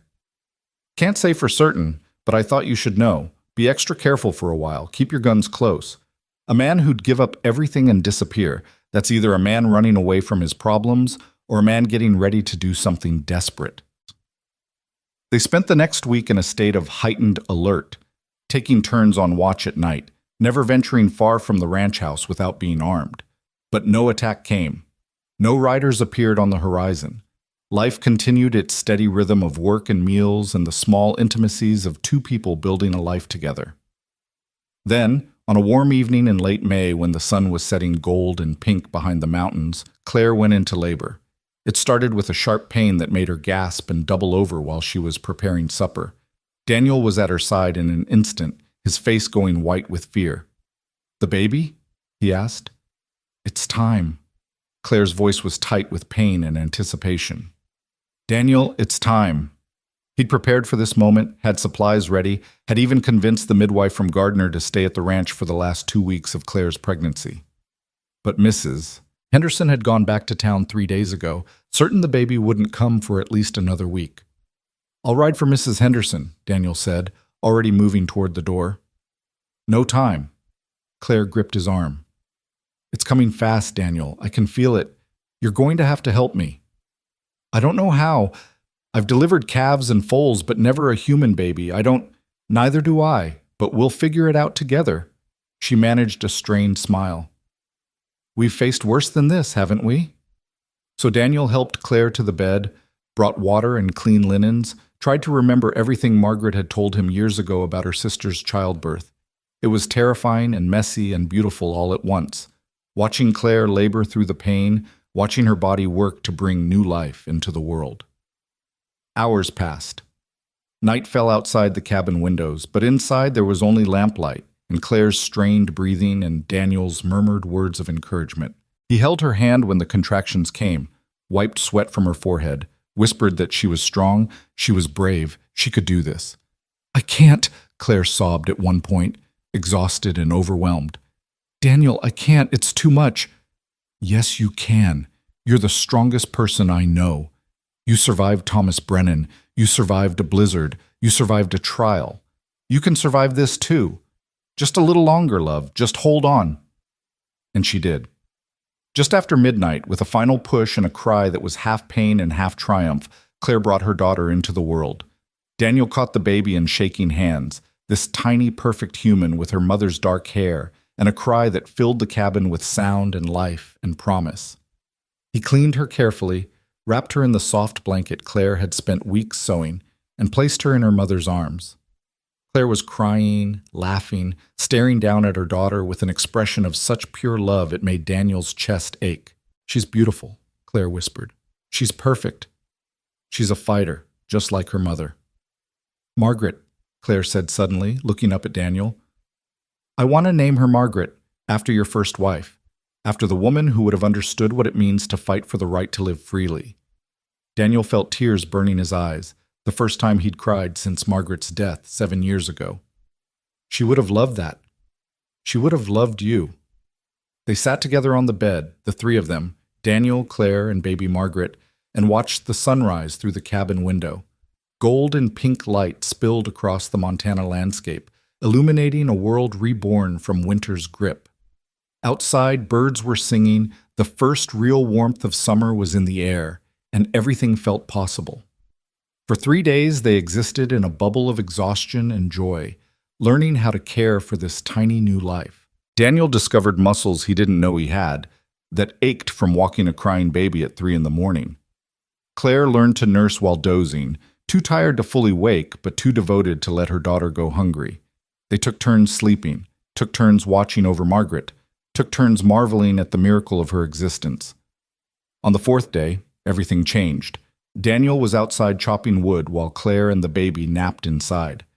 The afternoon was warm and peaceful, the kind of day that made him think maybe, just maybe, they'd actually won. Maybe Thomas had given up. Maybe they really could build a life here without constantly looking over their shoulders. Then he saw the smoke. It was rising from the direction of Gardner, a black column against the blue sky that spoke of fire, of destruction, of something very wrong. Daniel dropped his axe and ran for the cabin, his heart pounding with sudden dread. Claire was awake when he burst through the door, the baby in her arms, her eyes wide with alarm at his expression. What's wrong? Fire in Gardner. Big one by the look of the smoke. I need to go help. The whole town could burn if they don't get it under control. Then go. We'll be fine here. Claire, I don't like leaving you alone, not with Daniel. She stood, came to him, kissed him firmly. We'll be fine. The town needs you. Go. He hesitated only a moment more, then grabbed his hat and rifle. Bar the door behind me. Don't open it for anyone except me or Tom Morrison. I'll be back as soon as I can. The ride to Gardner took 20 minutes at a hard gallop, and with every passing moment, Daniel's sense of foreboding grew. This fire, coming now, after weeks of quiet, it couldn't be coincidence. As he crested the last hill and saw the town spread out below, his worst fears were confirmed. The fire was contained to one building, the courthouse where the trial had been held, or what was left of it. The structure was fully engulfed, flames leaping high into the air, people forming bucket brigades to wet down the surrounding buildings and prevent the fire from spreading. Daniel joined the fight, working alongside his neighbors to contain the blaze. It took 2 hours to finally bring it under control, by which time the courthouse was nothing but a smoking ruin. Tom Morrison found Daniel in the crowd, his face smudged with soot. his expression grim. This wasn't an accident. Someone said it deliberately. And Daniel, he paused. All the court records were inside. Everything from your trial, the divorce decree, the restraining order, the judge's ruling, it's all gone. Daniel felt ice form in his gut. What does that mean? Legally? I don't know. Eleanor's trying to figure that out now, but without official records. Tom shook his head. It means everything's in question again. Thomas could claim the divorce never happened, that the ruling was invalid, that Claire is still legally his wife. No. The word came out flat, hard. No, that's not happening. We have witnesses. We have our copies of the documents, copies that Brennan's lawyers will challenge as forgeries without the original court records to verify them against. Tom gripped Daniel's shoulder. I'm sorry. I know this isn't what you want to hear, but you need to get back to your ranch, get Claire somewhere safe, because if Thomas set this fire, and I'd bet my life he did, then he's not finished. This is just the opening move. Daniel was already running for his horse before Tom finished speaking.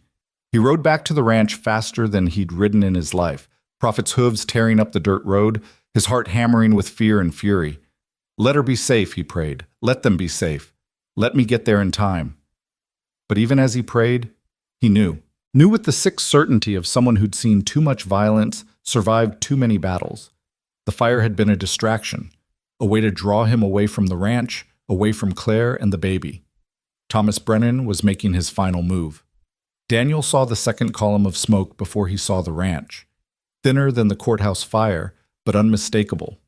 Something on his property was burning. He pushed Prophet harder, the stallion giving everything he had, racing toward home and the people who mattered more than anything else in the world. The barn was on fire when Daniel arrived. Flames were consuming the old wood, and he could hear the horses inside screaming in terror. But that wasn't what made his blood run cold. The cabin door was open. Standing in that doorway was Thomas Brennan himself, holding baby Margaret in his arms. And inside, Daniel could see Claire on her knees, a gun pointed at her head by one of the hired men from weeks ago. "Welcome home, Wyatt," Thomas called out, his voice carrying across the yard. "We've been waiting for you." Daniel dismounted slowly, his hands carefully away from his weapons. His mind was racing, calculating odds, looking for openings. The barn was lost. He could hear the timbers starting to give way. His horses would die if he didn't get them out. But that didn't matter now. Nothing mattered except Claire and the baby. "Let them go, Brennan. This is between you and me." "Is it?" Thomas smiled, and there was madness in his eyes, the kind that came from a man who'd lost everything and decided to burn the world down in response. "I don't think so. See, you took something from me, something that was mine, and now I'm going to take something from you." "The court ruled, Thomas. Claire isn't yours anymore. She's free." "The court records burned today. Funny how that happened." Thomas's smile widened. "Without those records, there's no proof the divorce was ever granted. Which means Claire is still my wife, still my property, and this," he jostled the baby, making her cry, "is mine too." "She's not yours," Claire said from inside the cabin, her voice shaking but defiant. "She'll never be yours. I'd die first." "That can be arranged," the gunman said, pressing his weapon harder against Claire's head. Daniel forced himself to stay calm, to think. 2 men plus Thomas. The gunman in the cabin had Claire. Thomas had the baby. There was probably a third man somewhere, maybe the one who'd set the barn fire. 3 against 1, with hostages in play. Bad odds. Maybe impossible odds. But Daniel had faced impossible odds before. "What do you want, Thomas? What's your endgame here?" "I want what's mine. I want my wife back in Helena where she belongs. I want this baby who'll bear my name and learn to call me father.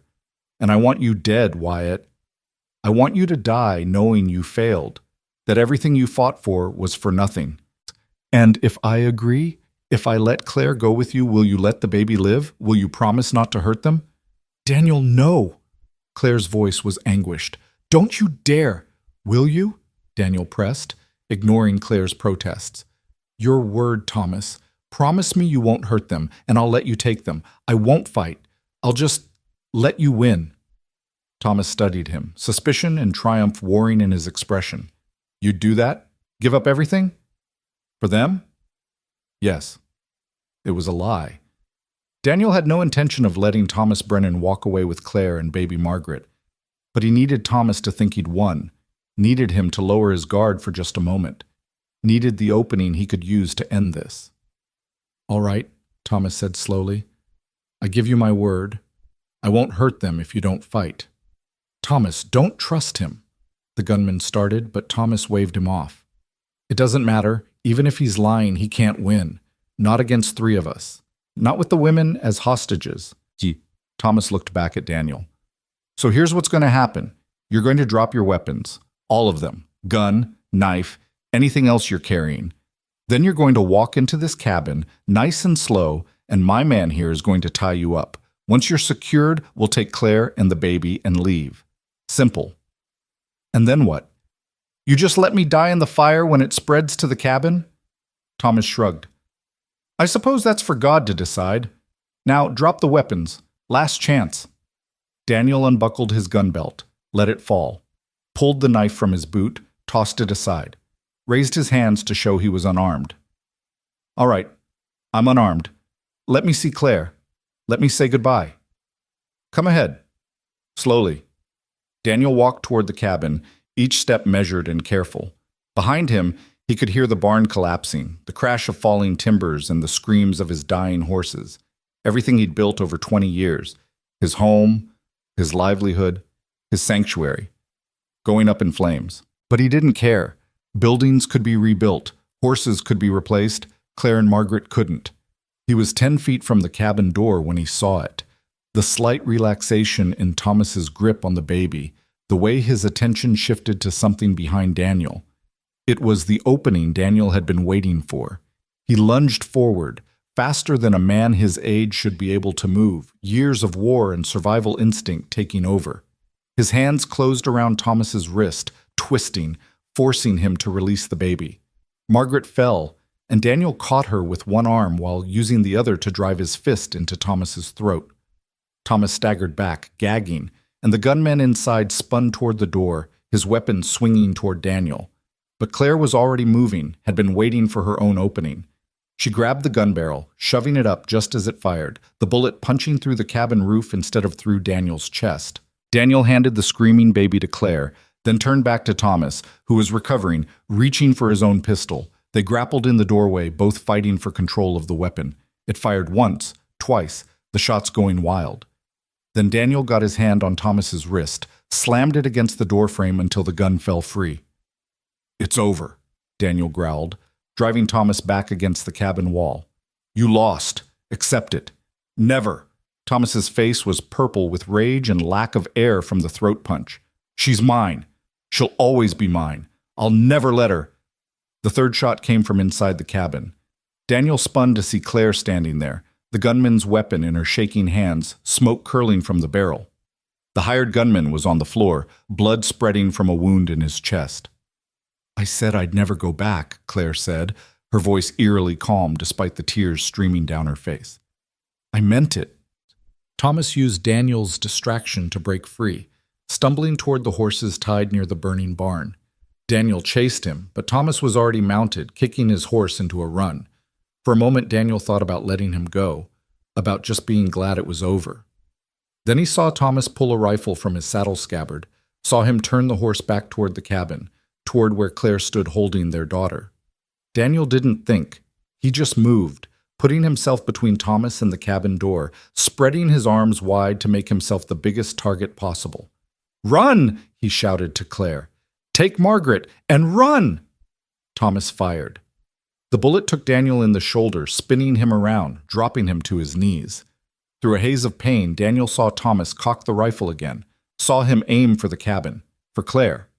Then Eleanor Marsh stepped out from behind what was left of the barn, a shotgun in her hands. She must have followed the smoke from town, must have arrived just moments ago. She fired both barrels, and Thomas Brennan fell from his horse, dead before he hit the ground. The world went strange after that, edges blurring, sounds becoming distant.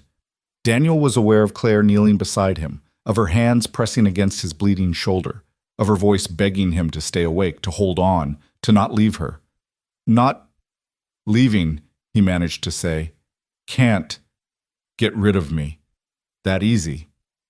You better not die on me, Daniel Wyatt. You promised me a life together. You promised. Keep my promises. Then Tom Morrison was there, and other men from town, and someone was lifting Daniel, carrying him. The last thing he saw before unconsciousness took him was Claire's face above his, the baby in her arms, both of them safe, both of them alive. He'd kept his promise after all. Daniel woke 3 days later in a bed in Gardner's small doctor's office. The first thing he saw was Claire, asleep in a chair beside his bed, baby Margaret in a basket at her feet. Both were safe. Both were whole. The doctor explained that the bullet had gone clean through, missing bone and major blood vessels by inches. Daniel would recover fully, given time and rest. He'd been lucky. Looking at Claire and Margaret, Daniel thought luck had nothing to do with it. Sometimes, against all odds, people who deserved happiness actually got it. Sometimes spring really did come, even after the longest winter. 2 months later, on a warm July morning, Daniel and Claire stood in front of Judge Harrison in Gardner's temporary courthouse, Tom Morrison's saloon, pressed into service while a new building was constructed. Eleanor Marsh served as witness while Tom gave Claire away, both of them grinning like proud parents. I now pronounce you husband and wife, Judge Harrison said, his stern face softening into an actual smile. Mr. Wyatt, you may kiss your bride. Daniel did, thoroughly and without embarrassment, while the assembled crowd cheered. When they broke apart, both breathless and laughing, he whispered against her lips, "You sure about this? It's not too late to run." "Too late," Claire whispered back, echoing the words that had become their private joke, their shared truth. Way too late. They rebuilt the barn together that summer, working side by side in the long evenings while Margaret slept in a basket under the cottonwood tree. New horses came to fill the empty stalls, not replacements for the ones he'd lost, but new beginnings, like everything else in their lives now. Claire's belly grew round again by autumn, this time with Daniel's child. They'd sit on the porch in the evenings, watching the mountains turn gold and red with changing leaves, and Daniel would rest his hand on her stomach and feel his son or daughter kick against his palm. "Happy?" he'd ask, because he needed to hear it, needed to know she didn't regret choosing this life, choosing him. "Deliriously," she'd answer, "more than I knew was possible." Word filtered back occasionally about what had happened to Thomas Brennan's empire. His business partner had taken over the freight company, paid off the debts Thomas had hidden, restored its reputation. The house in Helena sold to a banker and his family. It was as if Thomas had never existed, except in the memories of those he'd hurt. The court eventually reconstructed the divorce records from witness testimony and Eleanor's copies, making everything legal and official once more. Not that it mattered much to Daniel and Claire. They'd been married in their hearts long before any judge said the words. Sometimes, on winter nights when the snow fell soft outside their cabin windows, Claire would wake from nightmares of Thomas, of being trapped again, of losing everything they'd built. Daniel would hold her, remind her it was over, promise her she was safe. "You don't have to love me," she'd say sometimes, testing their old words, needing to hear his response. "Too late," he'd always answer. And it was true. Way too late to do anything but love her with everything he had, with everything he was. On Margaret's first birthday, they gathered their small family, Eleanor, Tom, Mrs. Henderson, Jim Parker, who'd ridden all the way from Virginia City, and celebrated with cake and songs and the kind of laughter that only comes from surviving something terrible and coming out stronger on the other side. Daniel watched Claire blowing out candles with Margaret on her lap, watched the joy on her face, the freedom in her movements, the way she laughed without fear or hesitation. This was what they'd fought for, this moment, and all the moments like it that would come after. "What are you thinking?" Claire asked later, after their guests had left and they were cleaning up. "I'm thinking about the night I found you in the snow. How I almost didn't go out in that storm. How different everything would be if I'd stayed home. But you didn't stay home." "No, I didn't." He pulled her close, tucked her against his chest. "You know what I said to myself that night when I saw you lying there half buried?" "What?" "I said, you don't get to die in my house. Like I had any say in it. like my wanting you to live made a difference. Maybe it did. Maybe that's all it takes sometimes, someone believing you deserve to live. You've always deserved to live, Claire. You just finally got the chance to do it. She turned in his arms, looked up at him with those dark eyes that had seen so much pain but chose to see hope instead. We got the chance, both of us. We saved each other, Daniel. Yeah, he said softly. I suppose we did. Outside, spring was returning to Montana, the third spring since Claire had stumbled into his life and changed everything. The snow was melting, green was pushing through brown earth, and the world was being reborn once again. Inside the cabin, two people who'd survived winter's worst held each other and planned for summer. For gardens to plant and fences to mend and children to raise, for all the ordinary beautiful days that stretched ahead of them like a promise fulfilled. You know what the best part is? Claire asked. What's that? No more running, no more hiding, no more being afraid, just living, finally, actually living. Sounds perfect to me. Me too. They stood there in their small cabin, holding each other while their daughter played at their feet and the world turned toward spring, and Daniel thought about how strange life was. How you could be alone for years, convinced that was your fate, and then one blizzard, one desperate woman, one choice to help instead of look away, could change everything. He told Claire once that some things were worth fighting for, worth risking everything for. He'd been right, but he hadn't understood the full truth of it then. It wasn't just that some things were worth fighting for. It was that fighting for them, standing up, refusing to back down, choosing love over fear, that's what made you alive. Really alive, not just surviving. You don't have to love me, Claire whispered against his chest. Their ritual, their joke, their truth. Too late, Daniel whispered back. And it was. Way too late for anything except this. The life they'd built together, the love they'd fought for, the spring that finally came after winter's long siege. Outside, the first birds were singing, welcoming the new season. Inside, a family that had been forged in fire and ice and determination held each other close and let themselves believe in tomorrow. Because sometimes, against all odds and all logic, sometimes broken people found each other in the snow. Sometimes they fought for each other and won. Sometimes spring really did come, even to those who'd lived through the coldest, darkest winters. And sometimes, just sometimes, love was exactly as simple and complicated as two people looking at each other and saying, too late. Too late to run. Too late to hide. Too late to do anything except stand together and face whatever came next.